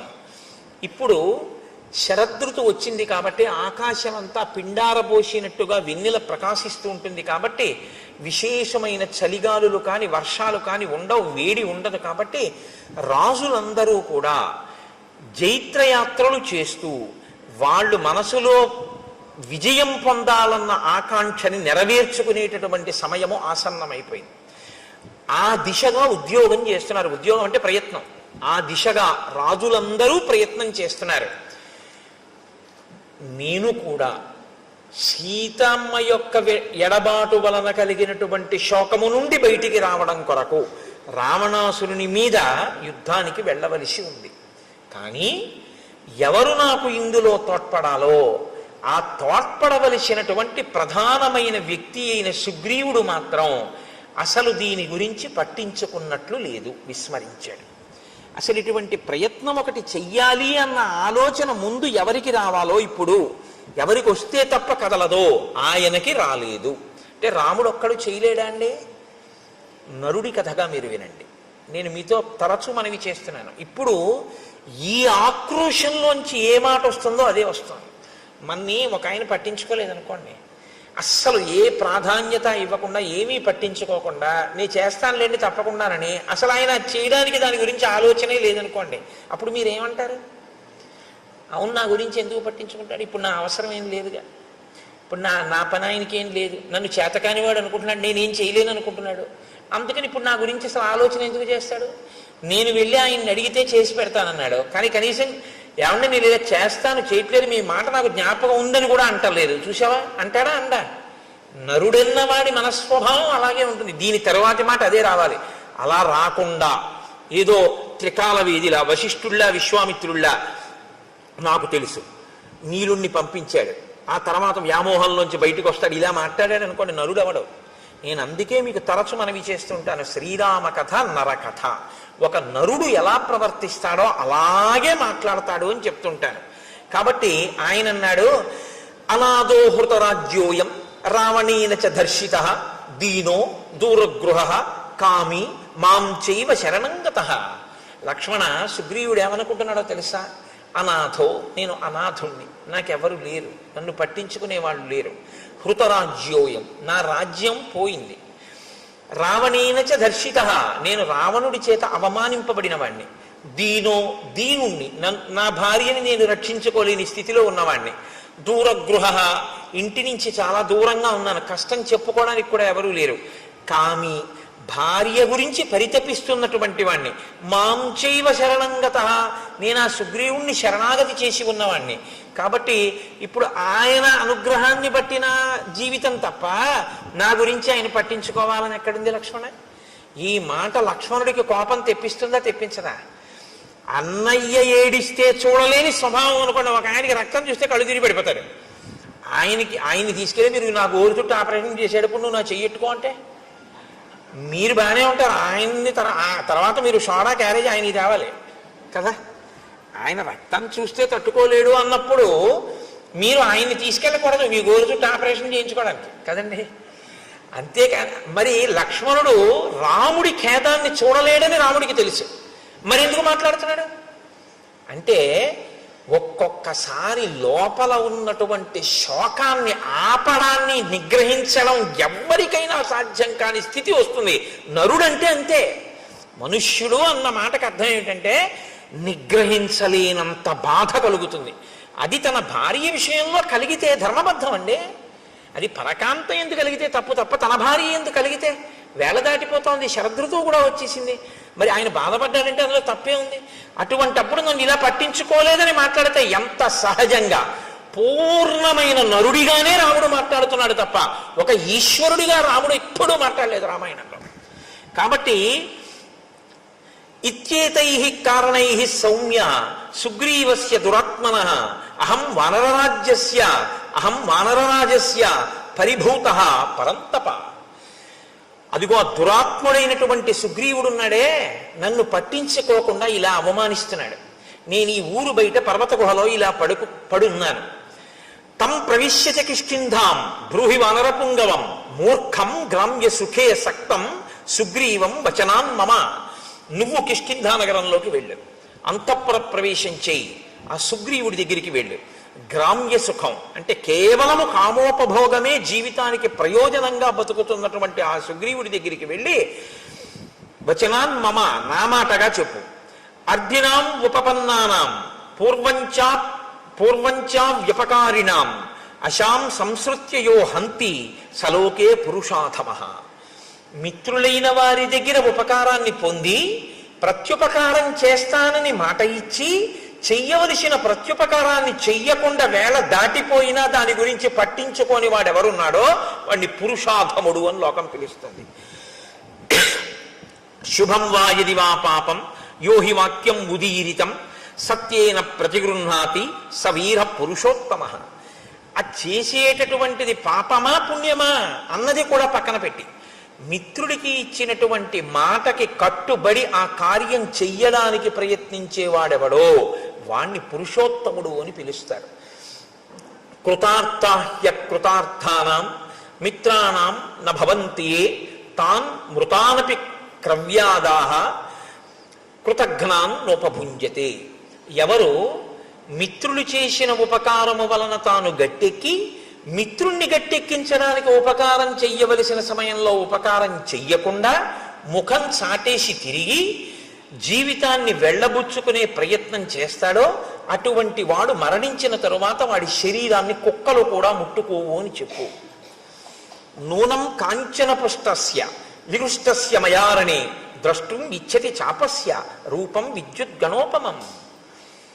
బంగారు మొనలతో ఉన్నటువంటి నా ధనస్సుని పట్టుకుని నేను మళ్ళీ యుద్ధభూమిలో నిలబడి వింటినారిని విప్పి ధనస్సుని వంచి వింటినారిని కట్టి నా అక్షయ బాణ తూణీరంలోంచి మెరిసిపోతున్న బంగారు బాణాన్ని వింటినారిని టంకారం చేసి బాణమును తొడిగి ప్రయోగించడానికి సిద్ధపడినప్పుడు వచ్చేటటువంటి పిడుగుల ధ్వనిని వినాలని సుగ్రీవుడు కోరుకుంటున్నాడేమో కనుక్కో. అంటే విడిచిపెట్టడానికి సిద్ధంగా లేనని చెప్పు. ఎంత మర్యాదగా ఉంటుందో చూడండి ఆ మాట. నిన్ను చంపేస్తానో అనడు, నా బాణపు అల్లెత్రాడు కట్టి బాణప్రయోగం చేయడానికి సిద్ధంగా ఉన్నప్పుడు నేను చేసేటటువంటి ధనుష్టంకారాన్ని యుద్ధభూమిలో వినాలనుకుంటున్నాడా అడుగు. అంటే శత్రువుగా నిలబడిపోవలసి వస్తుందని గుర్తు పెట్టుకోమ్మను అని కఠినంగా మాట్లాడడం. ఆ మాటలో కూడా ఎంత సౌమ్యంగా ఉంటుందో, అప్పుడు కూడా ఎంత మాటలో ఎక్కడ మీకు అశ్లీలత కానీ అసలు ఆ మాటలో వ్యగ్రత కానీ కనపడవు, అంత అందంగా ఉంటుంది ఆయన మాట్లాడితే. అందుకే శ్రీరామాయణాన్ని బాగా చదివి రామాయణం బాగా జీర్ణమైనటువంటి వాళ్ళు కోపంతో మాట్లాడినా అందంగానే ఉంటుంది. ఎందుకంటే ఆ భాష అటువంటి సుసంపన్నమైన హృదయం అలవాటు అవుతాయి. కాబట్టి నచ సంకుచిత పంథ ఏన వాలీహతో గత సమయే తిష్ట సుగ్రీవ మా వాలి పదమన్వగాహ. వాలి విడిపోయినటువంటి మార్గం ఇంకా మూసుకుపోలేదు, తెరిచే ఉందని గుర్తు చెయ్యి. అలా వెళ్ళాలి అనుకోకపోతే తానన్న మాట నిలబెట్టుకోమన్నానని చెప్పు. వాలి వెళ్ళిన మార్గం మూసుకుపోలేదంటే అటు పంపిస్తానని చెప్పంటే వాలికి వెళ్ళాడు, మృత్యువుని పొందాడు, అదే పొందుతాడని చెప్పు. ఆ మాట నోటితో అనడం. ఎందుకంటే మిత్రుడి విషయంలో అసలు ఆ మాట నోటి వెంట రాకూడదు. కాబట్టి ఎంత అందంగా మాట్లాడుతున్నాడో చూడండి. తన ధర్మం నుంచి తాను ఒక్క అడుగు తొట్టు పడకుండా నిలబడుతుంటాడు ఎప్పుడు. ఆ కోపంలో కూడా. అందుకే ఆయన మహానుభావుడు కోపం తెచ్చిపెట్టుకుంటాడు తప్ప కోపానికి వశుడు కాడాయన. ఆయన ఒక్క అరణ్యకాండలోనే అలా వశుడైంది. లక్ష్మణుడు చెప్పగానే మళ్ళీ మాట విన్నాడంతే. కాబట్టి అంత అందంగా ఉంటుంది ఆ మాట. కోపానికి వశుడైపోయినటువంటి వాడి వెర్రికేకలు, వాడి మాటలు, వాడి నోట్లోంచి వచ్చే ధూర్త ప్రలాపన ఇంకోలా ఉంటాయి. కోపాన్ని అదుపులో పెట్టుకుని తను ఎక్కడ మనస్సులో బాధపడుతున్నాడో దాన్ని అవతల వాడికి సందేశాత్మకంగా అందించాలనేటటువంటి ప్రజ్ఞ ఉన్నవాడి యొక్క వాగ్ధోరణి అనన్య సామాన్యంగా ఉంటుంది. భావము యొక్క వ్యగ్రత ఉంటుంది తప్ప భాష యందు వ్యగ్రత ఉండదు. భావము మాత్రం సుస్పష్టంగా ఉంటుంది, అందులో సందేహమే ఉండదు. కానీ భాష మాత్రం అమంగళకరమైనది కానీ, అశ్లీలమైనది కానీ, వినడానికి ఖేదంగా ఉండేటటువంటిది కానీ అటువంటి భాష వాడరు. ఎందుకో తెలుసా అండి? అక్షరములన్నీ కూడా పరాశక్తి యొక్క స్వరూపం. అమ్మవారి స్వరూపం ఇది వేరు. ఈ స్వరూపాన్ని స్థూల రూపం అంటారు. ఇది కాకుండా అమ్మవారికి ఒక రూపం ఉంటుంది. ఆ రూపం అక్షరాలన్నీ సంస్కృతంలో మాతృకలు అని పిలుస్తాం. ఆ అక్షరాలన్నీ ఏ ఉంటాయో ఆ అక్షరాలన్నీ అమ్మవారి యొక్క స్వరూపాలు. శబ్దము మనం అక్షరాన్ని ఉపయోగించడానికి నాలుకని తిప్పినప్పుడు ఉపయోగించేటటువంటి మాట ఉందే, అది ఆ శక్తి అమ్మవారి అనుగ్రహంతో పలుకుతాం అక్షరాలు. అందుకే అక్షరములే పదములవుతాయి, పదములు వాక్యములవుతాయి, వాక్యములలో అర్థం ఉంటుంది. మీరు అక్షరాల్ని ఎన్ని మాటలు దుర్వినియోగం చేశారో అన్ని మాటలు పరాశక్తి లెక్కలోకి తీసుకుంటుంది. వీడు నా స్వరూపాన్ని ఖేదపరిచాడు, అక్షర స్వరూపాన్ని దుర్వినియోగం చేశాడు అని. అందుకే మాట చాలా పొందికగా ఉండాలి తప్ప మాటలో అసలు ఏ మాటలు నోటి వెంట రాకూడదో ఆ మాటలు నోటి వెంట తరచు ప్రయోగించడం కానీ, ఏ మాటలు నోటి వెంట అస్తమానం మాట్లాడకూడదో ఆ మాటల్ని వాడడం కానీ చేయకూడదు. మాటకున్నటువంటి బలహీనత ఏమిటో తెలుసా అండి? మనసు పట్టుకుంటుంది. దానికి అదొక పెద్ద ఇబ్బంది. నేను మీతో చెప్పాక బలహీనత బలం అవే. మీరు చాలాసేపు మీకు రాకపోయినా మీరు అలా వినండి. ఆ గురు ప్రార్థన అదే పనిగా ఓ గంట సేపు విన్నారనుకోండి, అంతవరకు ఎందుకండి? పోనీ గురు ప్రార్థన కాసేపు వదిలేయండి. పోనీ ఏదో సంస్కృతంలో సంక్లిష్ట పదజాలంతో ఉందండి అంటారా? పక్కన పెట్టేయండి. మీరు ఏదో రామదాస్ గారి కీర్తన పెట్టుకుని ఒక గంటన్నరో అలా కీర్తనలు విన్నారనుకోండి, అన్ని కీర్తనల మీద మీ మనస్సు నిలబడదు. వచ్చిన బాధ మీకు ఏదో ఒక కీర్తన మీదకి వెళ్ళి మనసు రంజిల్లుతుంది, పొంగుతుంది. అది మీరు ఏం చేస్తారంటే రీప్లే నొక్కి మళ్ళీ వింటారు. అంతా అయిపోయిన తర్వాత ఒరే అదొక్కసారి మళ్ళీ పెట్టు అని మళ్ళీ వింటారు. అయిపోయిన తర్వాత మీరు తువ్వాలు ఆరేసుకోవడానికి వెళ్ళి తక్కువేమి మనకు రాముండొక్కడుండు వరకు అంటారా? అనరా? మీకు సంగీతం వచ్చని అన్నారా? పట్టేసుకుంది నాలుక. మీరు చూడండి, నోట్లో ఆడుతోందిరా ఇవాళ ఇది పోవట్లేదు అంటాడు. మీరు వినకూడనిది విన్నా అంతే పట్టుకుంటుంది. మీరు అదే పనిగా ఏవి వినకూడదో అవి వింటున్నారు అనుకోండి, అవే వస్తాయి. ఇవాళ దేశంలో ఉన్నటువంటి పెద్ద దౌర్భాగ్య స్థితి ఏమిటో తెలుసా అండి? నేను పదే పదే విమర్శించానని మీరు అనుకోవద్దు. ఇలా నొక్కితే మారేటటువంటి వాటిలో మీ కళ్ళ ముందు మీ చెవులకి ప్రధానమైనటువంటి ఇంద్రియాలన్నింటికీ కూడా మీరు అదే పనిగా పిల్లలకి విషాన్నే అందిస్తున్నారనుకోండి, వాళ్ళ మనసు ఎక్కడికి వెళ్ళిపోయి కూర్చుంటుంది? అక్కడే కూర్చుంటుంది. దాని మీదే వాడికి వ్యామోహం పెరిగిపోతుంది. ఇంకా ఇంద్రియాలు ఎప్పుడూ దాని మీదే పనిచేస్తే మనసు దాంతో తాదాత్మ్యత చెందిపోతుంది, వెంపర్లాడిపోతుంది దానికోసమే. అదే చూడాలి, అదే చూడాలి, అదే చూడాలి తాపత్రయం. ఏమిటి చూడడానికి ఇందులో అని పడుకోలేడు. మారి మారి మారి మారి అది రామకృష్ణ పరమహంస మాటల్లో అయితే నల్లమందు మరిగిన నెమలి అంటారు. ఆయన మనస్సు గురించి మాట్లాడుతూ ఒకసారి ఎంత చెప్పినా శిష్యుడికి అర్థం కాలేదు. అర్థం కాకపోతే ఆయన అన్నారు, నీకు చూపిస్తాను చూడు మనస్సు అంటే ఎలా ఉంటుందో అన్నారు. ఇవాళ మధ్యాహ్నం 3 అయింది కదా, ఇప్పుడు నీతో నేను మాట్లాడుతున్నప్పుడు లోపల నల్లమందు ఉంది, ఓ నల్లపూసంత నల్లమందు పట్టరా అన్నారు. నెమలి ఎప్పుడు తినలేదు, నెమలి ఏదో తింటూ ఉంటుంది. అలా తింటున్న నెమలిని పిలిచి ఆయన నల్లమందు అక్కడ పెట్టి తినిపించారు. ఆ చిన్న నల్లమందు గుళిక తిండేది. అది మర్నాడు 3 గంటలకు వచ్చేసింది. వచ్చేసి రెక్కలు అల్లారుస్తూ ఓ క్రాంఖణం చేస్తోంది. ఆయన మళ్ళీ ఓ పిసరు నల్లమంది పెట్టారు. అది మళ్ళీ తినేసి వెళ్ళిపోయింది అంతే వెంటనే. ఇక 3 అయ్యేటప్పటికి మీరు ఎన్ని పెట్టండి, ఆ నల్లమందు పెట్టకపోతే మాత్రం దానికి నిద్ర పట్టదు, అది ఇంకేమీ తినదు, అది మిగిలిన వాటిని కూడా పొడి చేస్తుంది. అంటే అంత గొప్ప నెమలి ఒక్కసారి నల్లమందు పుచ్చుకోవడానికి అలవాటు పడింది అంతే. ఇప్పుడు అది నల్లమందుకి బానిసైంది. మీ మనసు నల్లమందు విషయమే కాదు, మీ ఇంద్రియములనేటటువంటి ద్వారములను తెరిచి దేన్ని లోపలికి పుచ్చుకోవడానికి అలవాటు చేశారో దాన్ని పుచ్చుకొమ్మనే జరుగుతుంది. మీరు అదే పనిగా ఒక దానికి అలవాటు పడిపోయారనుకోండి, ఇంక అదే పని. ఇంకేమున్నదండి ఇప్పుడు ఇవాళ లోకంలో. నేను తరచు విమర్శించాను, మీరు దయచేసి ఏమనుకోవద్దు. వేళ లేదు, పాలలేదు. అసుర సంధ్య వేళ దీపాలు పెట్టారు అంటే సనాతన ధర్మంలో ఈ దేశంలో ఒక గౌరవం ఉంది. దీపం పెడితే ప్రతి ఇంటిలోనూ కూడా గృహలక్ష్మి అయిన ఆడది మంగళసూత్రాన్ని కళ్ళకద్దుకుంటుంది. అవునా కదా? సంధ్యాదీపం వెలిగించారు అంటే మంగళసూత్రాన్ని కళ్ళకద్దుకుని ఓసారి ఆ గౌరమ్మకి నమస్కారం చేస్తారు. ఇవాళ ఇలా సంధ్యాదీపం పెట్టి మీరు ఇలా టీవీ పెట్టగానే మెళ్ళో మంగళసూత్రాలు లాగేస్తూ ఉండడం, లాగేసి విసిరేయడం, స్లో మోషన్లో అది ఎంత దూరం వెళ్ళి పడిపోయిందో చూపిస్తూ ఉండడం, లేకపోతే చచ్చిపోయిన శవాల్ని కాలుస్తున్నటువంటి దృశ్యాలు ఇంట్లో ఆ దిక్కున కనపడుతూ ఆ మంటల యొక్క దృశ్యాలు గోడల మీద వాటి మీద పడుతూ ఉండడం, భయానకంగా దాన్ని చూస్తూ ఉండడం, కొట్టుకున్నవి పొడుచుకున్నవి 1కి 4 మాటలు రీప్లే చూపిస్తూ ఉండడం, అర్ధరాత్రి వేళ ఘోరమైనటువంటి వాటిని సావధానంగా చూసే అవకాశం పిల్లలకి ఇవ్వడం, ఇవన్నీ పిల్లలకి ఇచ్చి మీ పిల్లలు మంచిగా ఉండాలని మీరు కోరుకుంటే ఎలా ఉండడం కుదురుతుందండి వాళ్ళకి? రోజు విషం పెడితే విషకన్య అవుతుంది తప్ప అది ఆవుదూడ ఎలా అవుతుంది? ఇవాళ మన దౌర్భాగ్యం అంతా దీని గురించే ఏడిచారు మహానుభావులు శాసనసభల్లో. సంస్కృతి నశించిపోతుందా అని ఏడిచారు. సంస్కృతి నశించిపోయాక నీకు భౌతిక భోగం ఎంతున్నా దానివల్ల ఉపయోగం ఏమీ ఉండదు.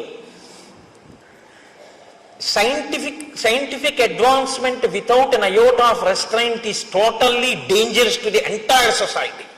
మీరు ఆలోచించండి నేను అన్నమాట. సెల్ ఫోన్ 2-వీలర్ మీద పెడుతూ మాట్లాడకూడదన్న నిగ్రహం లేనటువంటి వాడికి మీరు సెల్ ఫోన్ ఇచ్చి పంపిస్తే వాడితో పాటు ఇంకో కుటుంబం అంతా ఆధారపడిన ఇంకో వ్యక్తి జీవితం కూడా ప్రమాదంలోకి వెళ్ళిపోతాయి. సైంటిఫిక్ అడ్వాన్స్మెంట్ తప్పనాలా మనిషికి సెల్ఫ్ రెస్ట్రైంట్, తనని తాను నిగ్రహించుకోగలిగిన శక్తి లేకపోవడం తప్పనాలా? నిగ్రహం లేకపోవడం తప్పు. నిగ్రహం అస్తమానం నీకు ఎవడు నేర్పుతాడు? అంగుళం పోలీసుల్ని పెట్టి నీకు నేర్పుతారా? మనిషివి కాబట్టి నీకు ఉండాలి. మనిషిగా ఎలా బతకాలో రామాయణం చదివితే వస్తుంది. ఆ రామాయణం అందుకే మనుషుల్ని మనుషులుగా ఇబ్బంది లేకుండా బ్రతకగలిగినటువంటి స్థితి కావాలి అంటే మీరు ఏది చూడొచ్చో ఏది చూడకూడదో, మీ మనసు ఎందుకు పాడవుతుందో, మీ మనసు ఎందుకు పవిత్రం అవుతుందో మనోరంజకత్వం కోసం కావలసి ఉంటుంది. మనోరంజకత్వం అంటే నువ్వు కాసేపు సంతోషంగా ఉల్లాసంగా గడపాలి అంతే, అంతవరకే. ఒక్కొక్క దాని ప్రయోజనం దేని కొరకు అంటే దాని ప్రయోజనం అంతవరకే. నువ్వు ఉల్లాసంగా కాసేపు ఏదో బడలిపోయావు, కాసేపు ఏదో కాస్త ఉల్లాసంగా ఉండాలి. కాబట్టి ప్రమాదకరము కానటువంటి ఉల్లాసభరితమైనది చూడ్డానికి నువ్వు కొన్నింటిని వాడుకోవాలి. వినోదం హద్దుల్లో ఉండాలి. వినోదం హద్దులు దాటిపోయి వెళ్ళిపోయి మేము సమాజాన్ని బాగు చేయడానికి ఇవన్నీ తీయలేదన్న మాట నువ్వు అనకూడదు, తప్పది. దాని ప్రభావం సమాజం మీద ఉండి తీరుతుంది. నువ్వు ఆ మాట అంటే ఎలా అవుతుంది? కుదరదది. కాబట్టి ఇవాళ ఈ హద్దులు ఎందుకు దాటిపోయామంటే మనం రామాయణాన్ని మరిచిపోకుండా ఉండగలిగితే మనం ఖచ్చితంగా హాయిగా ఆనందంగా ఏ వస్తువుని ఎక్కడ వరకు వాడుకోవాలో అక్కడ వరకు వాడుకోగలిగిన ప్రజ్ఞ భాషించి ఉండేది. ఇది రామాయణం చెయ్యగలిగినటువంటి గొప్ప ప్రయోజనం. ఇది మీరు పిల్లలు చూడండి, ఏదైనా కథ చెప్పమ్మమ్మ, ఏదైనా కథ చెప్పు తాతయ్య అంటారు. ఏం కథ చెప్తాను, రాత్రి 7ంటికి సీరియల్ వస్తుంది చూడు అంటే వాడు అదే చూసి మీరు అదే చూస్తే, మీరు అంటే మీరు కాదు, మీరేం చూడరు, నా గురించి నేను చెప్పుకునేది. కాబట్టి అసలు ముందు మనకొకటి వస్తే రా నీకొక చెప్తాను కూర్చో. ఏమైందో తెలుసా, ఒకసారి సుగ్రీవుడు ఏం చేశాడో తెలుసా, ఏం చెప్పారో తెలుసా హనుమ, అదిగో నువ్వు దండం పెడతావే ఆ స్వామి బుద్ధిమతాం వరిష్టం. ఏం చెప్పారో తెలుసా, ఇదిగో కాలం దాటిపోతే ప్రమాదం వస్తుంది, వేళపట్టును చెయ్యవలసింది వేళపట్టును చెయ్యాలని చెప్పారు అని ఈ ఘట్టాన్ని చెప్పండి. ఆ పసిపిల్లల మనస్సు మీద కాలము యొక్క విలువ, చేయవలసిన వేళకి చెయ్యడం అనేటటువంటిది ఎంత ముఖ్యమో నాటుకుంటుంది. పిల్లల హృదయాలు ఎటువంటివో తెలుసా అండి, బాగా దుక్కి దున్ని నీరు పెట్టి ఇంకా మీరు విత్తనం వేయడానికి సిద్ధంగా ఉన్నటువంటి సుక్షేత్రములవి. అక్కడ మీరు తులసి గింజలు వేశారనుకోండి, అది తులసివనం. మీరు అక్కడ ఆకుమడి వేస్తే అది వరి చేను, మీరు అక్కడ చెరుకు వేస్తే చెరుకు తోట, మీరు మారేడు చెట్లు వేస్తే మారేడు వనం, మీరు గంజాయి మొక్కలు వేస్తే గంజాయి వనం. వేసేవాడి మీద ఉంటుంది తప్ప క్షేత్రంలో తప్పు లేదు. మీరే విత్తనం వేస్తే ఆ చెట్టే అక్కడ లేస్తుంది.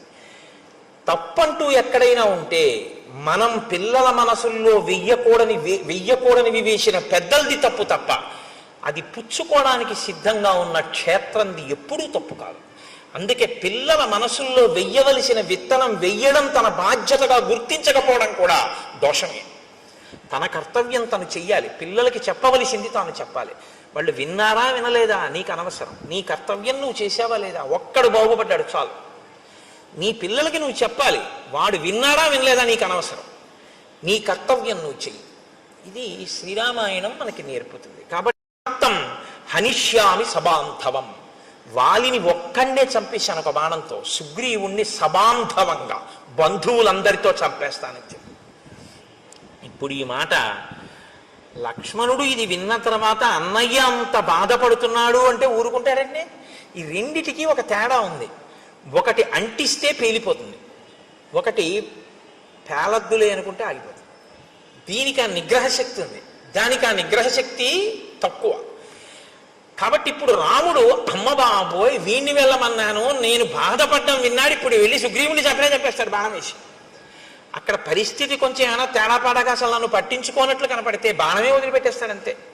కాబట్టి వెంటనే పిలిచి అన్నాడు, నహివై తద్విధో లోకే పాపమేవం సమాచరేత్ పాపమార్గేణ యో హంతి సవీర పురుషోత్తమ.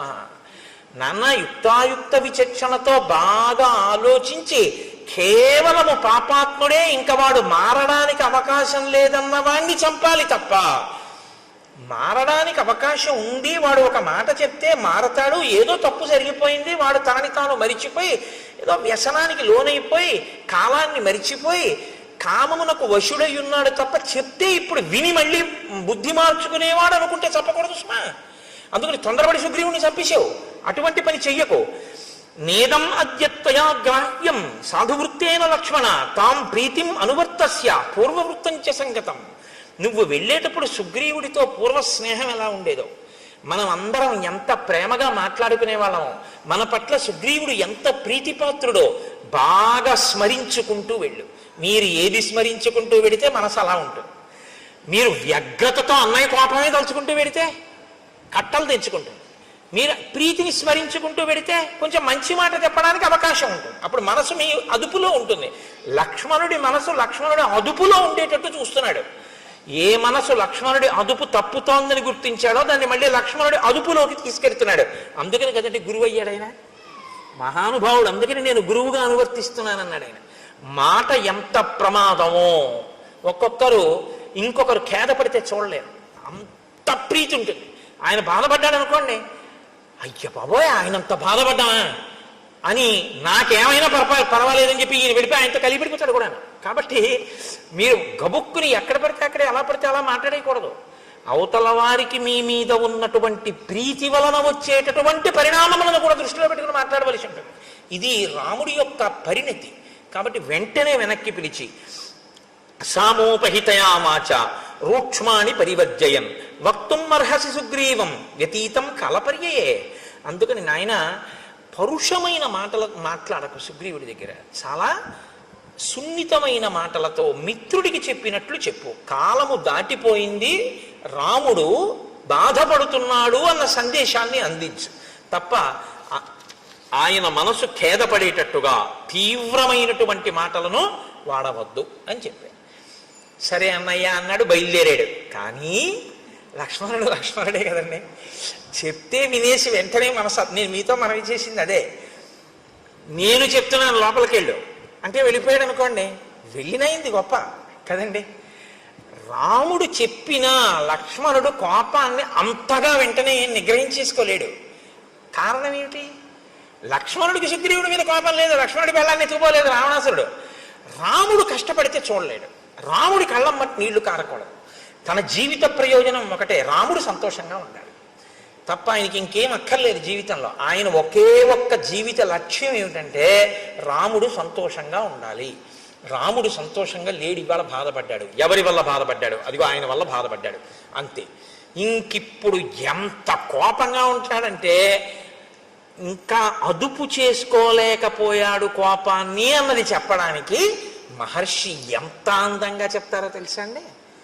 ఆయన బయలుదేరాట కిష్కింధకి వెళ్ళడానికి. ఎలా వెడుతున్నాడంటే సాల తాళాశ్వ కర్ణాంశ్చ తరసా పాతయాం బహూన్ పర్యస్యన్ గిరికూటాని ద్రుమానన్యాంశ్చ వేగత శిలాశ్చ సకలీకుర్వన్ పద్భ్యాం గజ ఇవాశుగ దూరం ఏక పదం త్యక్త్వా యయౌ కార్యవశాదృతం. ఆయన కాలిబాట వెంట నడిచి వెళ్ళడానికి వీలైనటువంటి చక్కని బాట ఒకటి ఉంది కిష్కింధకి, కానీ అది కొంచెం దూరం. ఇప్పుడు ఆ బాట వెంట వెళ్ళలేదట. కోపించినటువంటి ఏనుగు ఎంత వేగంగా వెడుతుందో అలా బుసలు కొట్టుకుంటూ రుసరుసలాడిపోతూ పక్కన ఉన్నటువంటి అడ్డదారిలో వెళ్ళిపోతాడట. వెళ్ళిపోతున్నవాడు ఏం చేస్తున్నాడు? సాల తాళాశ్వ కర్ణాంశ్చ తరసా పతయన్ బహూన్. అక్కడ కనపడినటువంటి అనేకమైన వృక్షములను కోకటి వేళ్లతో పెకల్చేసి పైకి విసిరేస్తున్నట్టు. పర్వత శిఖరములు కనపడితే పరిగెత్తుకుంటూ వెళ్ళి ఆ శిఖరములను ఊపేసి వాటిని చేత్తో పట్టుకుని ఆకాశంలోకి విసిరేసి ముక్కు ఇలా అనుకుంటూ బుసలు కొడుతూ ఆ వెళ్ళిపోతున్నప్పుడు శిలాశ్చ సకలీకుర్వన్ అలా వెళ్ళిపోతూ చూడండి రాయి కనపడుతుంది, దాన్ని ఒక్క తన్ను తన్ని బదలు కొట్టేస్తున్నట్టు. ఎందుకు? తన దారిని తాను వెళ్ళాలి. కానీ ఒక్కొక్కటి చూడండి నడుస్తూ రాళ్ళు తంతు ఉంటాడు, అది ఎవరి మీదకో వెళ్ళి తగులుతుంది. అలా శిలాశ్చ సకలీకుర్వన్ రాళ్ళు బద్దలైపోయేటట్టుగా తంతున్నట్టు వాటిని తంతు పద్భ్యాంగజ ఇవాశుగ అత్యంత వేగంతో వెళ్ళిపోతున్న ఏనుగుల దూరం ఏకపదం త్యక్త్వా ఆ సౌకర్యంగా వెళ్ళగలిగినటువంటి మార్గాన్ని విడిచిపెట్టేసి యయౌ కార్యవశాధృతం పనిని సాధించుకోవడం కోసమని దగ్గర త్రోవలో వెళ్ళిపోతున్నట్ట. అంటే అదుపు తనంత తాను అదుపు చేసుకోలేని కోపాన్ని సుగ్రీవుణ్ణి ఏమనద్దన్నాడు, సుగ్రీవుణ్ణి చంపద్దన్నాడు. ఇప్పుడు సుగ్రీవుణ్ణి చంపకుండా సుగ్రీవుణ్ణి ఏమనకుండా నిగ్రహించుకోవాలంటే కోపాన్ని దేని మీద పెట్టాలి. అత్త మీద కోపం దొత్త మీద చూపించారంటారు. ఆఫీస్లో బాస్ని ఏమనలేక ఇంట్లో వచ్చి భార్యను తిడుతుంటాడు ఒకడు, అలా ఉంటుంది. అందుకని చెప్పి ఇప్పుడు సుగ్రీవుణ్ణి ఏమనకూడదు కాబట్టి పాపం చెట్లు ఏం చేసాయి, వాటిని పీకేస్తున్నాడు. పర్వత శిఖరాలు ఏం చేసాయి, వాటిని పీకేసేసి ఆకాశంలోకి విసిరేస్తున్నాడు. రాళ్ళు ఏం చేసాయి, వాటిని బదలు కొట్టేస్తున్నాడు. అంటే కొంత కోపం తీరిపోతుంది అనమాట. అంటే ఇంకా తట్టుకోలేకుండా అన్నయ్య చెప్పిన మాటకి కట్టుబడాలి. మరి అన్నయ్య అందు భక్తి అలా కట్టుబడాలంటే ఈ కోపం ఇంకోళ్ళ మీద చూపిస్తున్నాడు. అంటే కోపం పోయిందా? పోగొట్టుకునే ప్రయత్నంలో ఉన్నాడు ఇంకా. కానీ తొందరగా వెళ్ళి సుగ్రీవుని అడగాలి, అన్నయ్యని ఏడిపిస్తాడా వీడు, ఇది బాధ. అందుకని అడ్డత్రోవలో వెళ్ళిపోతున్నాడు. అంటే లక్ష్మణ భక్తిని ఆవిష్కరిస్తుంది. ఇంకా లక్ష్మణుడికి జీవితంలో రాముడు సంతోషంగా ఉండడం కన్నా ఇంకొక అన్య ప్రయోజనం లేదు. దీనివల్ల మనకేమర్థమవుతోంది? రాముడు సంతోషంగా ఉంటే లక్ష్మణుడు సంతోషంగా ఉంటాడు. రాముడు ఏడిస్తే లక్ష్మణుడు ఎవడు ఏడిపించాడని అడుగుతాడు, ఎవడు ఉండడం, అంతే కదా దాని అర్థం. అంతగా రామునితో మమేకమైపోయి రాముని యందు అంత భక్తి ప్రపత్తులు ఉన్నవాడు లక్ష్మణుడు. కాబట్టి ఇప్పుడు ఆయన గబగబా బయలుదేరి ఆ కిష్కింధా సామ్రాజ్యం దగ్గరికి వెళ్ళాడు. బుసలు కొడుతూ ఊగిపోతూ ధనస్సు పట్టుకుని బాణాలు పట్టుకుని వస్తున్నటువంటి ఆ లక్ష్మణమూర్తి యొక్క స్వరూపాన్ని, ఆ నగరాన్ని కాపు కాస్తున్నటువంటి కొన్ని వేల మంది వానర యోధులు చూశారు. చూసి వాళ్ళు అదేమిటి అంత వేగంగా వచ్చేస్తున్నాడని ఆయన్ని చూసి భయపడి అటు ఇటు చెల్లాచెదరైపోయారు. కొంతమంది ఏమిటి యుద్ధానికి వస్తున్నాడు అని ఒక మహానాదం చేశారు. కానీ తేజోమూర్తి అయిన లక్ష్మణుని యొక్క ఆ ఉద్ధతికి తట్టుకోలేక వాళ్ళందరూ దూరంగా పరిగెత్తి పారిపోయారు. సుగ్రీవుడు మాత్రం లోపల అంతఃపురంలో తారతో రుమతో వానరకాంతలతో విశేషంగా మధుపానం చేసి హారములన్నీ చెదిరిపోయి కనుగుడ్లు తిరుగుడు పడుతుండగా ఆ కామోపభోగము యందు రమిస్తున్నటువంటి వాడై ఉన్నాడు. అందుకని పైన ఏం జరుగుతోందో గ్రహించగలిగినటువంటి మనసు ఆయనకి లేదు. ఆయన మనసుని ఆయనే అటువంటి నిద్రావస్థలోకి ఆయన కోరుకున్న దాని పట్ల ఉద్రేకం పొందేటట్టుగాను ఆయన దాన్ని తయారు చేసుకున్నాడు.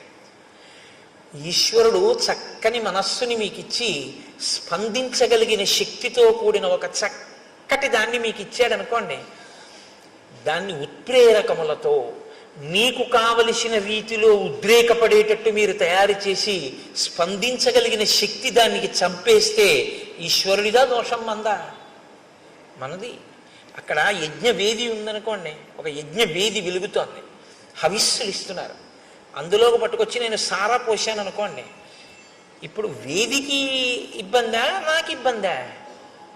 వేదికేమండి, ఆ వేదికేమవదు, అప్పటికి అపవిత్రం అవుతుంది, మళ్ళీ ఏదో ప్రాయశ్చిత్త కర్మ చేసి యజ్ఞం చేస్తారు. కానీ పోషిన నేను నాకిక నిష్కృతి ఏముంది? ఇక్కడ స్వయంగా పరమేశ్వరుడే కూర్చుని అగ్నిహోత్ర జ్వాలగా వెలుగుతున్నాడు. వెలిగి మనం వేసిన పదార్థాలన్నిటినీ ఆయన పచనం చేస్తున్నాడు. పచనం చేసి నెత్తుటిగా మార్చి దీంట్లోకి ప్రవహింపచేసి తెల్లవారేటప్పటికి పిప్పిని విసర్జించడానికి వీలుగా సిద్ధం చేస్తున్నాడు. నేను నిద్రపోతానేమో కానీ ఆయన నిద్రపోడు. అహం వైశ్వానరో భూత్వా ప్రాణినాం దేహమాశ్రిత ప్రాణాపాన సమాయుక్తం పచాన్యన్నం చతుర్విధం. ఆ అగ్నిహోత్రం వెలుగుతూనే ఉంటుంది. నేను నిద్రపోవచ్చు, ఆయన రాత్రి నేను తిని పడుకున్న దాన్ని లోపల యజ్ఞాగ్ని యందు పచనం చేసి దగ్ధం చేసి శక్తినిచ్చి పిప్పిని తెల్లవారేటప్పటికి సిద్ధం చేస్తాడు. అటువంటి అగ్నిహోత్రంలో మీరు పొయ్యకూడంది పోశారనుకోండి, ఇప్పుడు లోపల అగ్నిహోత్రానికి ఇబ్బందా? ఈశ్వరుడి ముఖం మీద పోసినందుకు నువ్వు పాపాన్ని మూటగట్టుకుంటున్నావా? ఆ తత్వాన్ని పరిశీలనం చెయ్యగలిగితే మీరు చెయ్యలేరు. బలహీనత నుంచి బయటపడడానికి ఒకే ఒక్క ఆధారం ఏమంటే అది ఎటువంటి అపచారమో మీరు గుర్తించడమే. అది అపచారమో అని మీరు గుర్తించగలిగితే, మీ మనసు పట్టుకోగలిగితే ఇక మీరు చేయలేరు. అదే మనసు తిరగబడుతుంది, వద్దు వద్దు తప్పిది, అలా ఎలా చేస్తావు అంటుంది. అలా ఎలా చేస్తావని అన్ననాడు మీరు ఇంక చేయలేరు. అలా ఎందుకు చేస్తావని ఎంతమంది చెప్పినా మీరు చేయకుండా ఉండలేరు. మీరు నా మాట పట్టుకున్నారో లేదో? మీరు పట్టుకున్నారని నేను అనుకుంటున్నాను. ఇంకా మళ్ళీ ఇన్ని మాటలు మళ్ళీ మళ్ళీ చెప్పక్కర్లేదు, ఎందుకంటే మీరు ప్రాజ్ఞులు కనుక. ఇప్పుడు ఆ లోపలికి వెళ్ళినటువంటి ఆ లక్ష్మణుడు అంగదుణ్ణి చూశాడు. అంతఃపురం బయట అంగదుడు ఉన్నాడు. అంగదుణ్ణి పిలిచన్నాడు, సోంగదం రోషతాం రాక్ష సందిదేశ మహాయశాః సుగ్రీవ కజ్జతాం వత్స మమాగమనమిచ్యుత ఏష రామానుజ ప్రాప్త తత్సకాశం అరిందమ భ్రాతుర్వ్యసన సంతప్తో ద్వారి తిష్టతి లక్ష్మణ తస్య వాక్యే యది రుచి క్రియతాం సాధు వానర ఇత్యుక్త్వా శీఘ్రమాగచ్చ వత్సవాక్యమరిందమ. నువ్వు లోపలికి వెళ్ళి నీ పినతండ్రి అయినటువంటి సుగ్రీవుడితో ఒక మాట చెప్పు. రామచంద్రమూర్తి శోకమును పొంది ఉన్నాడని, రామచంద్రమూర్తి మాటలు చెప్పడం కోసం ఆయన తమ్ముడైన లక్ష్మణమూర్తి వచ్చాడని, ద్వారం వద్ద ఎదురు చూస్తున్నాడని, నీతో వచ్చి మాట్లాడాలనుకుంటున్నాడని లోపలికి వెళ్ళి నీ పినతండ్రితో చెప్పి నీ పినతండ్రి ఏమనుకుంటున్నాడో వచ్చి నాతో చెప్పు అని ఆయన అక్కడ నిలబడ్డాడు. ఈ అంగదుడు లోపలికి వెడుతున్నాడు. అది మంత్రులంటే, సచివులంటే అది, దూరదృష్టి అంటే అది. ప్లక్షుడు ప్రభావుడు అనబడేటటువంటి ఇద్దరు ఆ మంత్రులు కూడా అంగదుడితో పాటు లోపలికి వెళ్ళారు. మంత్రులు లోపలికి వెడితే దాన్ని ఎవరు అభ్యంతర పెట్టడానికి వీలుండదు. అంగదుడితో పాటు వెళ్ళారు. వాళ్ళకి తెలుసు. ఇప్పుడు లక్ష్మణమూర్తి ఒక పిల్లవాడికి చెప్పాడు, యువరాజుకి. యువరాజుకు కూడా భయమే లక్ష్మణుడు అంటే. తీరా వెళ్ళిన తర్వాత ఇప్పుడు అంగదుడు కర్తవ్యం చేయడమా, అంగదుడు చెప్పిన దాన్ని బట్టి సుగ్రీవుడు ప్రాణాలు నిలబడ్డమా అన్నది ఎవరి చేతిలో ఉంది? అంగదుడి చేతిలో లేదు, సుగ్రీవుడి చేతిలో ఉంది. సుగ్రీవుడు ఎటువంటి స్థితిలో ఉన్నాడని మంత్రులకి తెలుసు. అసలు విపరీతమైనటువంటి భావోద్రేకంతో మధుపానాసక్తుడై కామాతురుడై ఉన్నాడు తప్ప అంగదుడు చెప్పింది చెవిలోకి వెళ్ళడం కాదు, మనసులోకి వెడుతుందా అన్నది చెప్పడం కష్టం. ఇప్పుడు అంగదుడితో లక్ష్మణుడు ఏమన్నాడు? వెళ్ళి చెప్పి బయటికి వచ్చి నాకేమైందో చెప్పన్నాడు. నించునున్నాడు. వెళ్ళి లోపల ఉండిపోతే కోపగిస్తాడు. ఇప్పుడు అంగదుడు కారణం అవుతాడు. అంగదుడు వెళ్ళి చెప్పిన తర్వాత చెప్పడం చెప్తాడు, అయ్యా బయట లక్ష్మణమూర్తి ఎదురు చూస్తున్నారు, మీతో మాట్లాడతారట. తప్ప తాగి తూలుతూ అంతమంది కాంతలతో రమిస్తున్నటువంటి సుగ్రీవుడు అని ఊరుకున్నాడు అనుకోండి. ఎన్ని మాటలు చెప్తాడు? రాజు కాబట్టి తిరిగి వచ్చి ఆయన మధుపానం చేస్తున్నాడు, భార్యలతో క్రీడిస్తున్నాడు, నేను చెప్పాను కానీ ఆయన చెవికి ఎక్కినట్టు లేదు అన్నాడు అనుకోండి. హే సుగ్రీవుడు బతుకుతాడా? ఇక బతకడు. ఈ దోషానికేగా కాలం దాటిపోయింది. కాబట్టి ఇప్పుడు అంగదుడు వచ్చి చెప్పడం కాదు, అంగదుడు వచ్చి చెప్పే లోపల సుగ్రీవుడి ప్రాణములు నిలబడేటట్టుగా చెయ్యాలి ముందు. కాబట్టి వీళ్ళని వెళ్ళమన్నారా వెళ్ళమనలేదా కాదు, ప్రభు ప్రాణములను కాపాడడం అన్నది అంగదుడు వెళ్ళి రావడంలో ఉంది. కాబట్టి పిల్లాడి మీద వదిలేసి పెద్దవాళ్ళు కూర్చోవడం కాదు, చెప్పినా చెప్పకపోయినా తాము వెళ్ళాలి, వెళ్ళి ప్రభువుని రక్షించుకోవాలి. ఇప్పుడు ఇది ఒక క్లిష్ట పరిస్థితి వచ్చింది కాబట్టి అందుకుని వెళ్ళారు వాళ్ళిద్దరూ లోపలికి. అంటే మంత్రులు అన్న వాళ్ళ యొక్క నడవడి ఎలా ఉండేదో, ఎంత గొప్పగా ప్రవర్తించేవారో, ఎంత దూరదృష్టితో వాళ్ళు ఉండేవారో ఒక సంఘటనని చూస్తే శ్రీరామాయణాన్ని పరిశీలనం చేస్తున్నప్పుడు ఆశ్చర్యంగా ఉండదు. పెద్దరికము అన్న మాట యొక్క బాధ్యత, కర్తవ్యం ఏమిటో. పెద్దరికం ఉన్నవాడు విషయాన్ని మనసులో పెట్టుకుని అది పగలకుండా ఎలా రక్షించాలో, ఎంత జాగ్రత్తగా తాను ప్రవర్తించవలసి ఉంటుందో. రామాయణం చదివితే మీకు అటువంటి ఆలోచన ధోరణి అలవాటు అవుతుంది. పెద్దరికం అన్న మాట పెద్దరికంగా నిలబెట్టుకోవడం అలవాటు అవుతుంది. కీర్తి కోసం పెద్దరికం కాదు. ఏరా ఇంతసేపు అయింది, నువ్వు నమస్కారం పెడతావో లేదో అని చూస్తున్నాను, నేనెందుకు కనపడతాను రా అండం కాదు పెద్దరికం అంటే. వస్తున్న ఇబ్బందుల్ని కడుపులో పెట్టుకుని అవి పగలకుండా రక్షించగలిగినటువంటి నైపుణ్యంతో ప్రవర్తించగలగడం పెద్దరికం. అది నీకు ఉండాలి. అంతేగాని పెళ్లిలో మనం చూస్తుంటాం, కొంతమంది కాలు మీద కాలేసి కూర్చుంటారు. ఏ మనవడి వరసవాడో ముని మనవడి వరసవాడో అలా వెళ్తుంటాడు. వీళ్ళు పలకరించరు. అంటే వీళ్ళు పలకరిస్తే వీళ్ళ మర్యాద పోయినట్టు. పాపం ఆ పిల్లాడు ఏదో అటు ఇటు తిరిగి అందరినీ పలకరించి ఒక గంట పైకి మీ తాతగారు అదిగోరా అంటారు. వచ్చి తాతయ్య నేను ఇదిగో ఇప్పుడే వచ్చాను, తాతయ్య బాగున్నావా అంటాడు. చూస్తున్నాను రా, 11ంటికి వచ్చావు, 1 గంట అయింది, తాతయ్య ఇప్పుడు కనపడ్డాడు నీకంటాడు.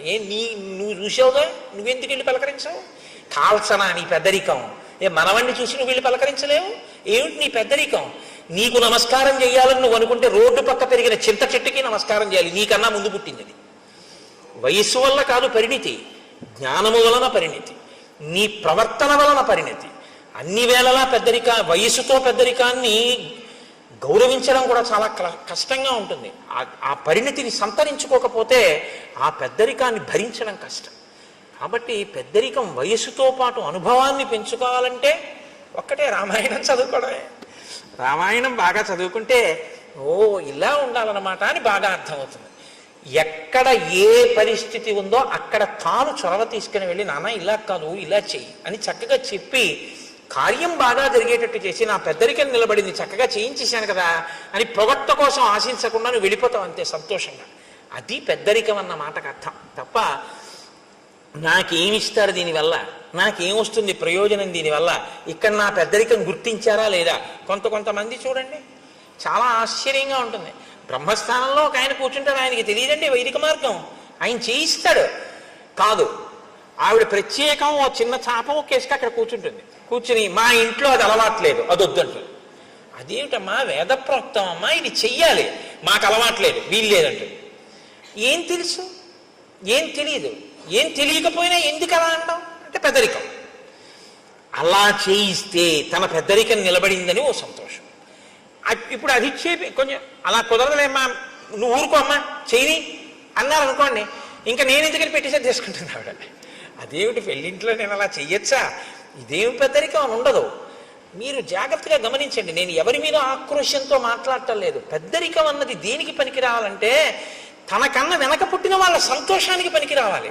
తనకన్నా వెనక పుట్టిన వాళ్ళందరినీ ఏడిపించడానికి పనికి వచ్చిన పెద్దరికం కాల్చనా దేనికండి అది? అలా ఉండకూడదు, తప్పది. నేను రామాయణం చెప్తూ అలాగే చెప్పగలను, ఇంకోలా చెప్పడం నా చేత కాదు. ఒకవేళ నేను చెప్పింది అంత బాగుండకపోతే నేను నన్ను క్షమించాను. కాబట్టి ఇప్పుడు అంగదుడు లోపలికి వెళ్ళాడు, ఆయనతో పాటు మంత్రులు కూడా వెళ్ళారు. ఇప్పుడు వెళ్ళినటువంటి అంగదుడు సుగ్రీవుని యొక్క కాళ్ళకి నమస్కారం చేశాడు, తారకాళ్ళకి నమస్కారం చేశాడు, రుమకాళ్ళకి నమస్కారం చేశాడు. అంటే ఇద్దరు భార్యలతోటి శయనాగారంలో బాగా మధువు సేవించి తానుండడం కాదు, ఆయన భార్యలు కూడా సేవించి ఉన్నారు, ఆ స్థితిలో ఉన్నారు. అటువంటి చోట ఒక కొడుకు వెళ్ళి నమస్కారం పెట్టి మాట్లాడడానికే చాలా ఇబ్బందిగా ఉంటుంది. మీరు ఆలోచించండి. నేను ఒక్క మాట చెప్తా, అంతకన్నా దాటి చెప్పడం నా సంస్కారానికి కూడా ఇష్టం ఉండదు. వాళ్ళు తల్లులు, ఆయన తండ్రి, వాళ్ళు అలా ఉండగా ఓ కొడుకు వెళ్ళి నమస్కారం చేయడం అన్నది ఆయనకి ఎంత బాధగా ఉంటుంది మీరు ఆలోచించండి. ఇంకొకప్పుడు ఇలా ఉండకుండా ఉంటాడు, వెళ్ళి చెప్తాను మా నాన్నగారికి అనడానికి అలా ఉండకుండా తండ్రి ఉంటాడన్న నమ్మకం లేని స్థితిలోకి వెళ్ళిపోయి ఉన్నాడు ఆయన. కాబట్టి ఇప్పుడు లక్ష్మణుడికి చెప్పుకోలేడు అంగదుడు. ఇది చిన్నపిల్లల్ని ఇబ్బంది పెట్టే పెద్దరికంగా మారడం అంటే. కాబట్టి ఇప్పుడు పాపం అలాగే వెళ్ళి నమస్కారం చేశాడు. నమస్కారం చేసి అంజలి ఘటించి చెప్పాడు. లక్ష్మణమూర్తి కోపంగా ఉన్నారు, రాముడు శోకంతో ఉన్నట్ట, ఆయన చెప్పమన్నది చెప్పడానికి వచ్చాడు, ఎదురు చూస్తున్నాడు, నిన్ను కలుస్తానంటున్నాడు, నన్ను వచ్చి ఏ మాట చెప్పమన్నాడు, కాబట్టి నేను ఏం చెప్పను అని అడిగాడు. ఈయన చెప్పిన మాట ఆయన మనసులోకి వెళ్ళలేదు, ఆయన తలకెక్కలేదు. ఎందుకు ఎక్కలేదంటే ఆయన మనసు ఇక్కడ లేదు, ఇంకొక దాని యందు అనురక్తమై ఉంది. కాబట్టి ఇప్పుడు ఆయన వినే స్థితిలో లేడు. ఇప్పుడు కాసేపు మీరు ఆ పనులు ఆప్ చేసి ఇది వినండి అనే స్థితిలో కొడుకు లేడు. చూడండి, ఆ వ్యసనము హనుమ చెప్పింది ఇదే కదా, వచ్చేసిందా లేదా పరిస్థితి? చూస్తుండగా వచ్చేసింది అంతే. ప్రాణ సంకటంలోకి వెళ్ళిపోయాడు సుగ్రీవుడు. ఇప్పుడు ఈశ్వరానుగ్రహం పనిచేసింది. కేవలం మిత్రుడు చంపకూడదు అనుకున్న రాముని యొక్క అనుగ్రహమే బహుశా సుగ్రీవుణ్ణి కాపాడు. లక్ష్మణుని యొక్క కోపంతో లక్ష్మణుడు దగ్గరికి వచ్చి అంగదుడు మాట చెప్పిన తరువాత లోపలికి వెడదామని ముందుకు నడిచొస్తున్నటువంటి లక్ష్మణుణ్ణి చూసి భయపడిపోయినటువంటి కొన్ని వేల వానరములు ఏకకాలంలో ఒక పెద్ద నాదం చేశాయి. లోపలికి వెళ్ళిపోతున్నాడు, ఇంత కోపంగా ఉన్నాడు, అంగదుడు పైకి రాలేదు, ప్రభువు మత్తిల్లి ఉన్నాడు, ఏమవుతుందో అని వాళ్ళు ఒక పెద్ద నాదం చేశారు అందరూ. ఇన్ని వేల వానరములు ఒక్కసారి నాదం చేస్తే సుగ్రీవుడు ఉలిక్కి పడ్డాడు. అంటే ఆయన ఎంత తాగి ఉన్నాడో, ఎంత మత్తులో ఉన్నాడో మీరు ఆలోచించారు. ఇప్పుడు ఆయన ఉలిక్కి పడి సచివుల్ని పిలిచాడు. అందుకొచ్చారు ఆ ప్లక్షుడు ప్రభావుడు, వెంటనే మంత్రుల దగ్గరికి వచ్చారు. అన్నాడు, ఎందుకు అలా అరుస్తున్నారు వానరులు అని అడిగాడు. అప్పుడు వాళ్ళు చెప్పారు, ఎందుకు అరుస్తున్నారు ఏమిటి?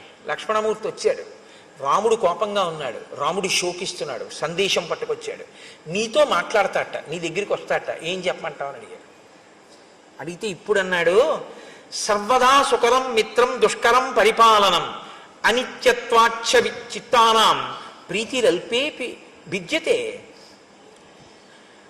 నేను రాముని పట్ల ఏ అపచారము చేయలేదు, రాముడి పట్ల ఒక్క మాట తప్పుగా మాట్లాడలేదు. బహుశా రాముడితో నా స్నేహాన్ని చెడగొట్టడానికి నేనంటే కిట్టని వాళ్ళు ఎవరో నేను సుఖపడ్డం ఇష్టం లేక రామలక్ష్మణులకి నా మీద ఏవో చాడీలు చెప్పి ఉంటారు. చెప్పినా రామలక్ష్మణులు నమ్మకూడదే, ఇంత ఆగ్రహం ఎందుకు వచ్చింది అని ఇప్పుడు పెద్దల మాటలు జ్ఞాపకానికి వచ్చి ఇప్పుడు అన్నాడు, సర్వదా సుకరం మిత్రం దుష్కరం పరిపాలనం. స్నేహం చెయ్యడం మొదలు పెట్టడం తేలిక, స్నేహాన్ని నిలుపుకోవడం చాలా కష్టం అన్నాడు. అంత పెద్ద మాట చూడండి. ఈ ఏడాది మీకు ఒకళ్ళని పరిచయం చేస్తాడు. పరిచయం చేసి, ఈయన నాకు ఆప్తమిత్రుడండి, ఈయన నాకు కుడి చెయ్యి అంటాడు. ఓ 2 ఏళ్ళు పోయాక ఆయన మళ్ళీ వస్తాడు. ఏమంటే మీ పక్కన ఆయన ఉండేవారు కదా, ఆయన మీ కుడి చెయ్యి అనేవారు కదా, ఆయన ఏది అంటాడు. అప్పుడు తెలుసుకోలేకపోయానంటే వాడు దుర్మార్గుడు, వాడిని వదిలేశానంటాడు. ఇప్పుడు వచ్చిన ఆయన ఏమనుకుంటాడు? ఒరే కుడి చెయ్యి అనేవాడు అంత గొప్పగా చెప్పేవాడు ఈడరా, ఇప్పుడు మళ్ళీ 2 ఏళ్ళు పోయాక వచ్చేటప్పటికీ అబ్బాయి వాడు ద్రోహం అంటున్నాడు ఏమిటి అనుకుంటాడా? అనుకోడా? తనంత తాను విడిచిపెట్టేయవలసినంత స్థితిని అవతలవాడు కల్పించుకుంటే తప్ప, మీరందుకే స్నేహం మొదలుపెట్టేయడం చాలా తేలిక, స్నేహాన్ని నిలబెట్టుకోవడం చాలా చాలా కష్టం. ఇప్పుడు అంటున్నాడు ఆ మాట. రాముడితో స్నేహం మొదలుపెట్టడం తేలికైంది, ఇప్పుడు ఆ స్నేహాన్ని నిలబెట్టుకోవడం కష్టం అవుతోంది. ఎందుకో తెలుసా? అనిత్యత్వాక్ష చిత్తానాం. మనసు ఉంది చూశారు, ఇది ఒకలా ఉండదు. ఒక్కొక్కప్పుడు ఒక్కొక్కలా ఉంటుంది. అప్పుడు మాట ఇచ్చాను, ఇప్పుడేమో ఇలా ఉన్నాను. చూశారు ఎంత ప్రమాదం వచ్చిందో? ప్రీతి అల్పేపి భిజ్యతే. చిన్న విషయానికి ఒక్కొక్కసారి చాలా ప్రమాదాలు వచ్చేస్తాయి. కాబట్టి స్నేహాన్ని నిలబెట్టుకోవడంలో ఇబ్బంది వచ్చింది అన్నాడు. అని ఇప్పుడు రాముడు చేసినటువంటి మేలు ఏదైతే ఉందో దానిని మాత్రము నేను ఎన్నడూ మరువను. అంతటి మహానుభావుడు రామచంద్రమూర్తి నాకంత ఉపకారం చేశాడు. ఆయనకి నేను ఏ చిన్న ప్రత్యుపకారము చేయలేకపోతున్నాను అని బాధపడుతున్నాను. వాలిని వధించి నాకు రాజ్యం ఇచ్చాడు. ఇవాళ నేను అనుభవించే సుఖాలన్నీ కూడా రాముడు పెట్టిన భిక్ష. అటువంటి రాముడికి నేను ఉపకారం తొందరగా చేయకపోవడం పొరపాటే. అంటే హనుమ అన్నారు సుగ్రీవుడితో, సర్వదా ప్రణయాత్ క్రుద్ధో రాఘవో నత్ర సంశయ భ్రాతరం సంప్రహితమాన్ లక్ష్మణం లక్ష్మీవర్ధనం. సుగ్రీవ, ఇంకా నీకు బాగా బోధపడలేదు. కోపము 2 రకాలుగా ఉంటుంది. ఒకటి ప్రతీకార ఇచ్ఛతో ఉన్న కోపము ఒకటి, అవతలవాడు పాడైపోతున్నాడని ప్రేమతో కోపం తెచ్చిపెట్టుకుని సంస్కరించాలని ప్రయత్నించడం ఒకటి. రాముడిది ప్రతీకారేచ్ఛతో కూడుకున్నటువంటి కోపం కాదు. ప్రతీకారేచ్ఛతో కూడుకున్నదైతే ఇంకోలా ఉంటుంది. ఇది ప్రణయాత్క్రుద్ధో, ప్రేమతో కూడిన కోపం. ప్రేమతో కూడిన కోపాన్ని ప్రేమతోటే అర్థం చేసుకోవాలి తప్ప ప్రేమతో కూడిన కోపాన్ని ఇంకొకలా అర్థం చేసుకోకూడదు. కాబట్టి రాముడికి నీ మీద ఎంత ప్రేమ ఉందో అర్థం చేసుకో. ఆయనంత కోపంగా మాట్లాడినా ఇప్పుడు లక్ష్మణుడు వచ్చేదో చాలా కోపంగా ఉన్నాడని మాట్లాడతాడు. నువ్వేం చేయాలో తెలుసా?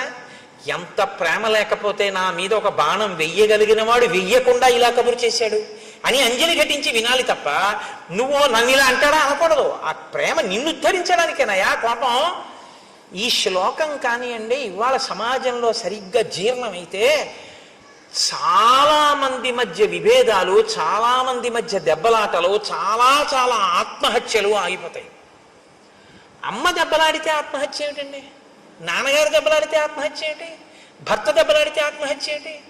భార్య పుట్టింటికి వెళ్ళి రావడం ఆలస్యం అయితే భర్త ఆత్మహత్య చేసుకోవడం ఏమిటి?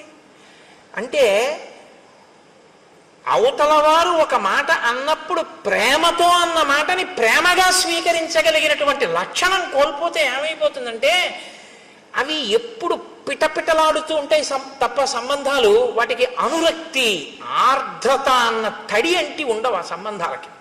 అవి ఎప్పుడు ఎండిపోయినటువంటి వేయించేసినప్పుడల్లా ఉంటాయి. మీరు ఎక్కడ ముట్టుకున్నా పలుక్కుని విరిగిపోతుంది. అలా ఉండకూడదు. చక్కగా ముట్టుకుంటే తడితో ప్రేమ అన్న తడి తగలడం వల్ల మీరు ముట్టుకుంటే సాగేటటువంటి గుణం కలిగినటువంటిదై ఉండాలి. మీరు ఎంత దాన్ని స్వీకరిస్తే అంత మధురిమ దాంట్లోంచి రావాలి. మీరు ఒక ద్రాక్ష పండుని మంచి ఎండాకాలంలో ఫ్రిడ్జ్లోంచి ద్రాక్ష పళ్ళ గుత్తొకటి తీసి తొక్క కూడా తీయవలసిన అవసరం లేకుండా ఉన్నటువంటి పండు కదా, దాన్ని తీసి ఇలా నోట్లో వేసుకుని పెదవుల మధ్య పెట్టి నొక్కండి, పళ్ళ మధ్య పెట్టి నొక్కండి, బుగ్గ కింద పెట్టి నొక్కండి, ఇలా పెట్టి వేళ్లతో నొక్కుకోండి. అది తీయటి చల్లటి రసాన్ని చిమ్ముతుంది మీ మీద. కొన్ని కొన్ని అనుబంధాలు అలా ఉండాలి.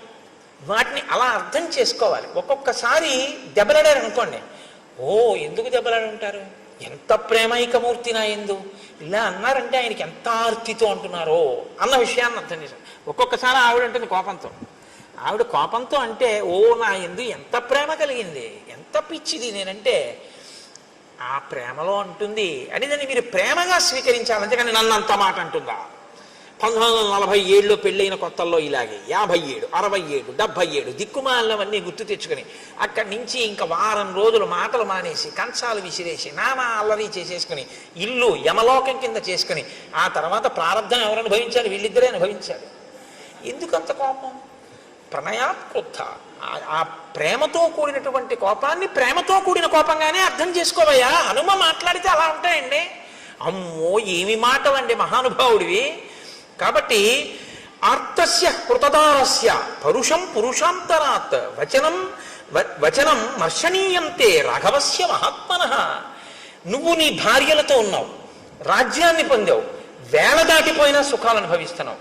భార్య లేదు, రాజ్యం లేదు, నీకు ఉపకారం చేశాడు, నీకు సమయం ఇచ్చాడు, తాను నగరంలో కూడా రాలేదు, బయట పర్వత గుహలో ఉన్నాడు, ఒక గుహలో పడుకుంటున్నాడు. ఇన్నాళ్ళు ఎదురు చూశాడు. ఎంత బాధ వస్తుందో ఇప్పుడు. ఆ బాధలో వచ్చేటటువంటి మాట కొంచెం కష్టంగానే ఉంటుంది నువ్వు వినడానికి, కానీ నువ్వు వినడానికి కష్టంగా ఉందని కాదు వినవలసింది. అవతల వాడి కష్టం ఎంత ఉంటే ఆ మాట వచ్చిందో నువ్వు గమనించాలి. కాబట్టి ఇలా కోణంలో విని ఇప్పుడు లక్ష్మణుడు చెప్పేది తప్ప నువ్వు బాగా తప్ప తాగి ఉన్నావు కాబట్టి రాముడు నన్ను ఇలా అంటాడా అని వినవద్దు సుమా. ఎంత సిద్ధం చేస్తున్నారో చూడండి. ఇది హనుమంటే మహానుభావుడండి ఆయన. అందుకే ఆయన పేరు చెప్తే చాలు మనిషి చక్కటి స్థితిని పొందుతాడు. కృతాపరాధస్య హితే నాణ్యత్ పశ్యామ్యహం క్షమం అంతరేణాంజలిం బద్ధ్వా లక్ష్మణస్య ప్రసాదనాత్. ఓ కిష్కింధకాండే. ఏమి హరిప్రసాద్ గారు చెప్దామా? చూద్దాం అదో సంతోషం. కాబట్టి ఇప్పుడు నువ్వు ఒకవేళ లక్ష్మణుడు వచ్చి క్రుద్ధుడై మాట్లాడినా అంజలి ఘటించి విను తప్ప ఇంకొకలా మాత్రం దాన్ని అర్థం చేసుకుని కోపగించవద్దు అన్న తరువాత ఆ లక్ష్మణుడు అక్కడ నిలబడి ఉన్నాడు. నిలబడి ఉండగా కూజితం నూపురాణంచ కాంచీనాం నిదనదం తథా సన్నిశమ్య తత శ్రీమాన్ సౌమిత్రిర్లజ్జితో భవత్ రోషవేగ ప్రకుపిత శ్రుత్వా చాభరణస్వనం చకారజ్యాస్వనం వీరో దిశ శబ్దేన పూరయన్ చారిత్రేణ మహాబాహు అపకృష్ట సలక్ష్మణ తాసానేకాంతమాశ్రిత్య రామశోక సమన్విత.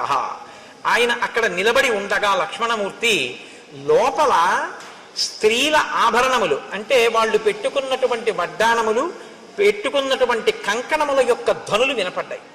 ఆయన స్త్రీలు రాజుతో సంతోషంగా ఏకాంతంగా తిరుగుతూ ఉండగా నేనిక్కడ దగ్గరగా తిరగకూడదు అని సిగ్గు చెందినవాడై పక్కకి వెళ్ళాడు. అది ఆయన చారిత్రం, ఆయన నడవడటువంటిది. కానీ వెంటనే జ్ఞాపకానికి వచ్చింది, మా అన్నయ్య అంత బాధపడుతున్నాడు, ఈ సుగ్రీవుడు ఇక్కడ ఇలా సుఖిస్తున్నాడు. ఆయనకి బాధ కలిగి వెంటనే పిడుగు పడితే ఎటువంటి ధనుస్తుందో, మేఘం ఒక్కసారి గర్జిస్తే ఎటువంటి ధనుస్తుందో అలా టంకారం చేశాడు. చేసేటప్పటికి లోపల ఉన్నటువంటి సుగ్రీవుడు అదిరిపోయాడు.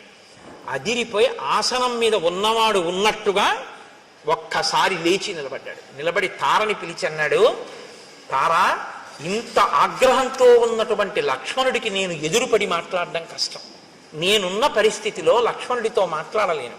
కానీ రామలక్ష్మణులు గొప్ప చారిత్రం ఉన్నవారు. నీవు వెళ్ళి ఎదురుగుండా నిలబడి మాట్లాడితే నువ్వు ఏ స్థితిలో ఉన్నా సరే ఆడదాన్ని చూసేటప్పటికీ కోపాన్ని వదిలిపెట్టేస్తాడు. కాబట్టి నువ్వు వెళ్ళి మాట్లాడు. నువ్వు మాట్లాడడంలో సమర్థురాలివి.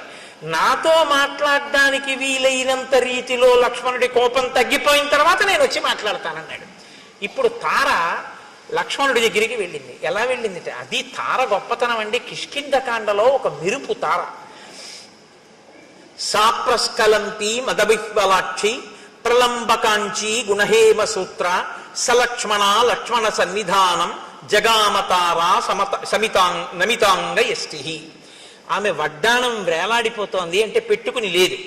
ఆమె మెడలో వేసుకున్నటువంటి హారములన్నీ కూడా పెట్టుకున్న కొక్కెములు జారిపోయి ఊడిపోయి ఉన్నాయి. ఆవిడ బాగా మధువు సేవించి ఉంది. కనుగుడ్లు తిరుగుడు పడి ఉన్నాయి. అంటే ఆమె శరీరం మీద ఉండవలసినటువంటివి ఏవీ సరిగ్గా లేవు. ఆమె అలాగే లేచి నిలబడి స్థిమితంగా నడవలేక తూలుతూ లక్ష్మణమూర్తి దగ్గరికి వచ్చింది. అలా వచ్చినటువంటి తన మిత్రుని యొక్క భార్యని చూసేసేటప్పటికీ అంత లక్ష్మణమూర్తి కూడా నా మిత్రుడి భార్య, నేను ఇలా కళ్ళెత్తి అటువంటి ఆవిడ్ని చూడకూడదని కోపాన్ని తగ్గించుకుని కన్నులు తలొక్కసారి ఉంచి పరమప్రసన్నుడై తన మిత్రుడి భార్య ఎదురుగుండా వచ్చింది కాబట్టి ప్రశాంతుడై పక్కకి నిలబడ్డాడు. ఇప్పుడు తారంది, కిం కోపమూలం మనుజేంద్రపుత్ర కస్తేన సంతిష్టతి వాంగ్మిదేశే కశుష్క వృక్షం వనమాపతంతం దావాగ్నిమాసీదతి నిర్విశంక. లక్ష్మణ, ఏమి అలా అక్కడ నిలబడిపోయావు? ఎండిపోయినటువంటి చెట్లతో కూడినటువంటి వనంలో దావాగ్ని ప్రవేశిస్తే అటువంటి దావాగ్నితో కూడుకున్నటువంటి పెద్ద అగ్నిహోత్రం ఎండిపోయిన చెట్లని కాల్చుకుంటూ వస్తుంటే ధైర్యంగా దానికి ఎదురు వెళ్ళిన వాడు ఎవరు? ఎవరు నీకు అపకారం చేశారు? కిమయం కామవృత్తస్తే లుప్త ధర్మార్థ సంగ్రహ భర్తా భర్తృహితే యుక్తే నచైనం అవబుధ్యసే. లక్ష్మణమూర్తి అన్నారు, నీ భర్త ధర్మార్థ కామముల యొక్క సమన్వయాన్ని మర్చిపోయి కామోపభోగమునందు అనురక్తి కలిగి చెయ్యవలసిన కర్తవ్యాన్ని విడిచిపెట్టేసి ప్రమాదాన్ని కొని తెచ్చుకుంటున్నటువంటి విషయం నీకు తెలియదా తారా? నచింతయతి రాజ్యార్థం నాస్మాన్ శోకపరాయణాన్ సామాత్య పరిషత్ తారే కామమేవోపసేవతే. ఆయన రాజ్యాన్ని పట్టించుకోవట్లేదు, మంత్రుల్ని పట్టించుకోవట్లేదు, మంత్రులకి దర్శనం ఇవ్వట్లేదు, కేవలం కామాన్ని సేవిస్తున్నాడు.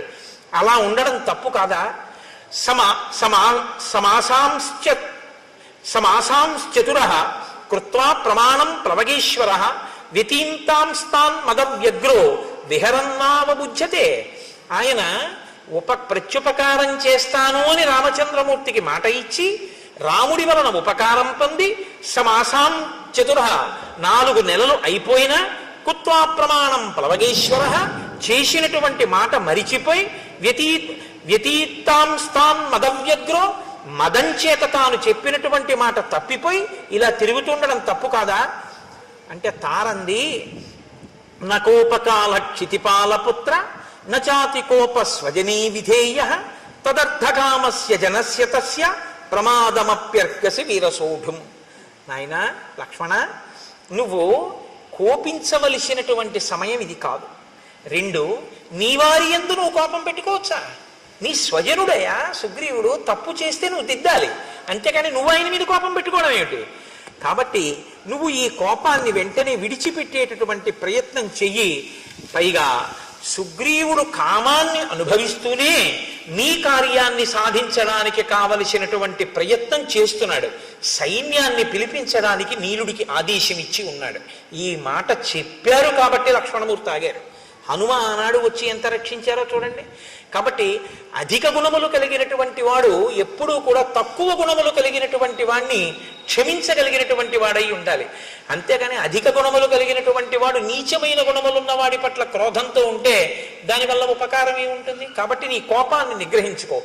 జానామి రోషం హరివీరబంధో జానామి కార్యస్య చ కాలసంగం జానామి కార్యం తయ్యత్కృతం నః తచ్చాపి జానామి యదత్ర కార్యం.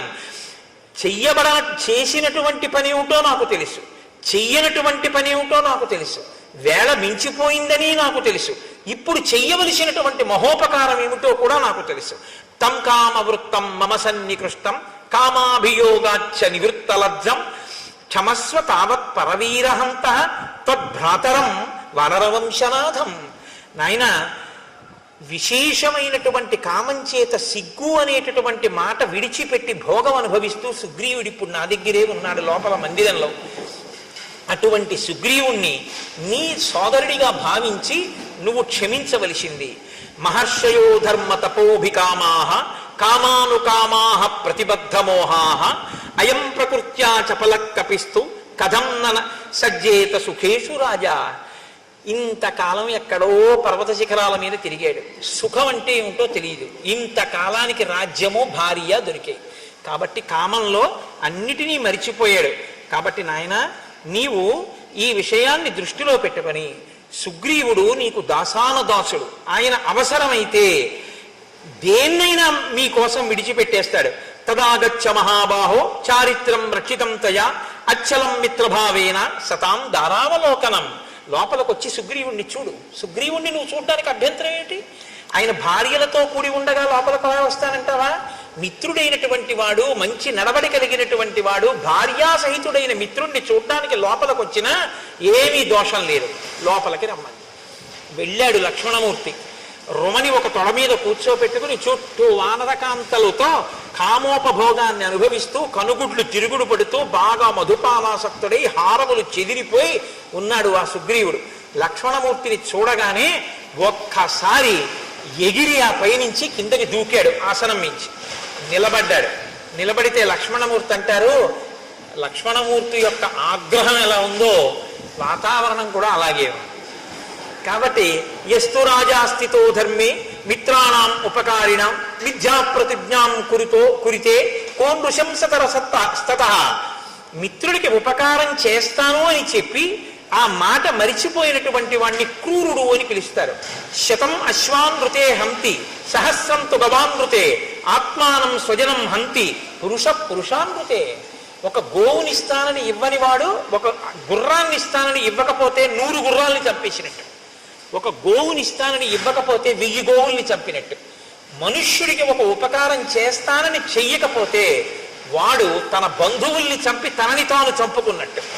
కాబట్టి మాట ఇచ్చి తప్పిన వాడికి ఎప్పుడూ ప్రాయశ్చిత్తం లేదు. బ్రహ్మగారు చెప్పారు ఒకనాడు, సుగ్రీవ బ్రహ్మగ్నే చ సురాపే చ చోరే భగ్న వ్రతే తథా నిష్కృతార్ విహితాసిద్భి కృతజ్ఞే నాస్తి నిష్కృతి.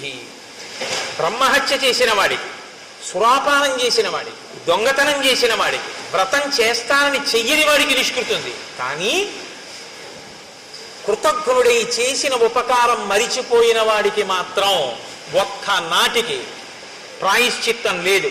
కాబట్టి ఈ గ్రామ్య భోగాన్ని అనుభవించడం మానేసి చెయ్యవలసిన ఉపకారాన్ని చెయ్యి, లేకపోతే వాలి వెళ్ళిన మార్గం మూసుకుపోలేదని గుర్తుంచుకో. రాముడు చెప్పాడు ఈ మాట అని చెప్తే, తార మహాతల్లండి, ఆవిడ వెంటనే లేచంది, నాయనా నువ్వంత కోపంగా మాట్లాడకూడదు. ఎందుకో తెలుసా? ఒక్కటే కారణం, రాముని వలననే ఈ రాజ్యం కలిగింది, రాముని వలనే ఈ సుఖం కలిగింది. సుగ్రీవుడికి ఆ విషయం తెలుసు. కానీ ఎక్కడ మిలిక పెట్టిందో చూడండి. అంత మధుపానాసక్త అయ్యున్నా, అంత భర్తతో భోగింపబడుతూ కనుగుడ్లు తిరుగుడు పడుతూ తను బయటికొచ్చినా లక్ష్మణుడు ఇంకా మళ్ళీ ఇంకొక మాట మాట్లాడకుండా ఉండడం కోసం ఎక్కడ బంధనం వేయాలో అక్కడ వేసేసిందంతే. వేసేసేటప్పటికి ఇంత లక్ష్మణమూర్తి ఇక మాట్లాడడం కుదరలేదు. ఆవిడంది, నాయన నువ్వు ఇవాళ ఈ మాట అంటున్నావు, కానీ ఒక్క మాట గుర్తుపెట్టుకో, సహిప్రాప్తం నజానీతే కాలం కాల విదాంబరానికి లొంగిపోయి మాట మరిచిపోతే అది పెద్ద విశేషమా? కాబట్టి దాని గురించి నువ్వు అంత మనసులో పెట్టుకోకూడదు, క్షమించు. ఇప్పుడు లక్ష్మణుడు ఇంకో మాట అన్నాడు అనుకోండి, విశ్వామిత్రుడి మీద మాట పెరుగుతుంది. తన గురువుని తాను అవమానింపజేసుకోవచ్చా? విశ్వామిత్రుడు అంతటి వాడు లొంగిపోయాడు అంది. అందుకని మీరు రాముడి దగ్గర నిల్చోండి. కాబట్టి ఆయన ఏవి బెంగ పెట్టుకోవద్దు నాయన, కార్యం జరుగుతుంది, విడిచిపెట్టు. అప్పుడు లక్ష్మణమూర్తి చెప్పినటువంటి మాటలకి సుగ్రీవుడు ఆ తార చెప్పిన మాటలకి లక్ష్మణమూర్తి శాంతించారు. సుగ్రీవుడు లేచి నిలబడి, నాది పొరపాటైపోయింది, నా తప్పు మన్నించు, నేను తప్పకుండా ఉపకారం చేస్తాను. నా ఐశ్వర్యము ప్రాణస్థ శ్రీశ్చ కీర్తిశ్చ కపిరాజ్యంచ శాశ్వతం రామ ప్రసాదాత్ సౌమిత్రే పునఃప్రాప్తం ఇదం మయా. ఇవన్నీ నాకు రాముడి వల్ల వచ్చినవి. కాబట్టి ఆయనకి నేను ఉపకారం చెయ్యడమా? ఆయన వెనక వస్తే చాలు, కార్యాలన్నీ నడిచిపోతాయి. ఆయనే ఈ 3 లోకములను శాసించగలడు. ఒక బాణంతో 7 సాలవృక్షములను, పర్వత శిఖరమును, పాతాళాన్ని కొట్టినవాడు రావణుణ్ణి కొట్టలేడా? ఏదో నాకు కీర్తినివ్వడానికి వెంట రమ్మంటున్నాడు. తప్పకుండా వస్తాను, ఉపకారం చేస్తానన్నాడు. హనుమని పిలిచారు, దశ దిశల నుంచి వానరముల్ని పిలవమన్నారు. అబ్బో ఎన్ని పర్వతాల నుంచో, మహేంద్రగిరి, హిమవత్ పర్వతము, వింధ్యాచలము, కైలాసము, సముద్రాల దగ్గర నుంచి, తాపవనం దగ్గర నుంచి, పద్మకాలవనం నుంచి, అంజనాద్రి నుంచి, మనస్సిల గుహ, మేరు పర్వతం, మహారుణ పర్వతం నుంచి అనేక మంది వానరులు, కొన్ని కోట్ల మంది, 3 కోట్ల మంది అంజనాద్రి నుండి, అలాగే అష్టాద్రి నుండి 10 కోట్ల మంది, 1000 కోట్ల మంది కైలాస శిఖరం మించి, హిమవత్ పర్వతం మించి కొన్ని వేల కోట్లు, ఎర్రటి వర్ణం కలిగినటువంటి వాళ్ళు విద్య పర్వతం మించి కొన్ని కోట్లు, ఇంతమంది వానరులు బయలుదేరి వచ్చేశారు. వచ్చేస్తే రామచంద్రమూర్తి దగ్గరికి సుగ్రీవుడు లక్ష్మణ సహితుడై వెళ్ళాడు. వెళ్ళి పాదముల మీద పడి నమస్కరించాడు. నాది పొరపాటు అయిపోయింది, మన్నించండి అన్నాడు. ఒక్కసారి చుట్టూ చూశారట.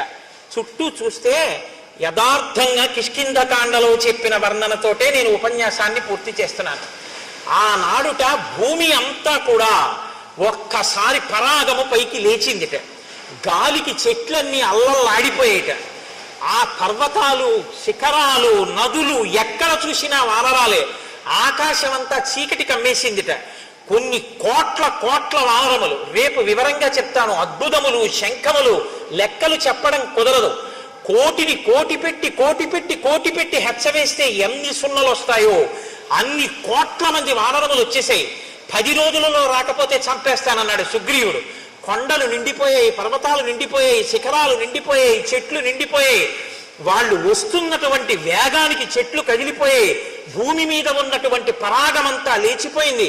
ఎక్కడ చూసినా భల్లూకములు, లాంగూలములు, వానరములతో కిష్కింద చుట్టుపక్కల అంతా నిండిపోయి వానరములనేటటువంటి వర్షం వచ్చిందా అన్నట్టుగా ఉండిపోయింది. అంతా చీకటి కమ్ముకుపోయింది. అటువంటి చోట పరమ సంతోషంతో రామచంద్రమూర్తి మనసు చల్లబడింది. అందరూ సంతోషించారు. సుగ్రీవుడు లేచి రామచంద్రమూర్తికి నమస్కరించారు. రామచంద్రమూర్తి ఎంతో ప్రసన్నులయ్యారు. ఒక్కసారి ఆ వానరులందరి వంక చూశారు. ఓ, వర్షం వచ్చే ముందు మేఘాలతో ఆకాశం ఎలా నిండుతుందో అలా నిండిపోయింది ఆకాశమని సాక్షాత్తు వాల్మీకి మహర్షి వర్ణించారు. అందరి మనసులు చల్లబడ్డాయని వర్ణించారు. యథార్థంగా అదే స్థితిలో ఇవాల్టి ఉపన్యాసాన్ని నేను పూర్తి చేస్తున్నాను.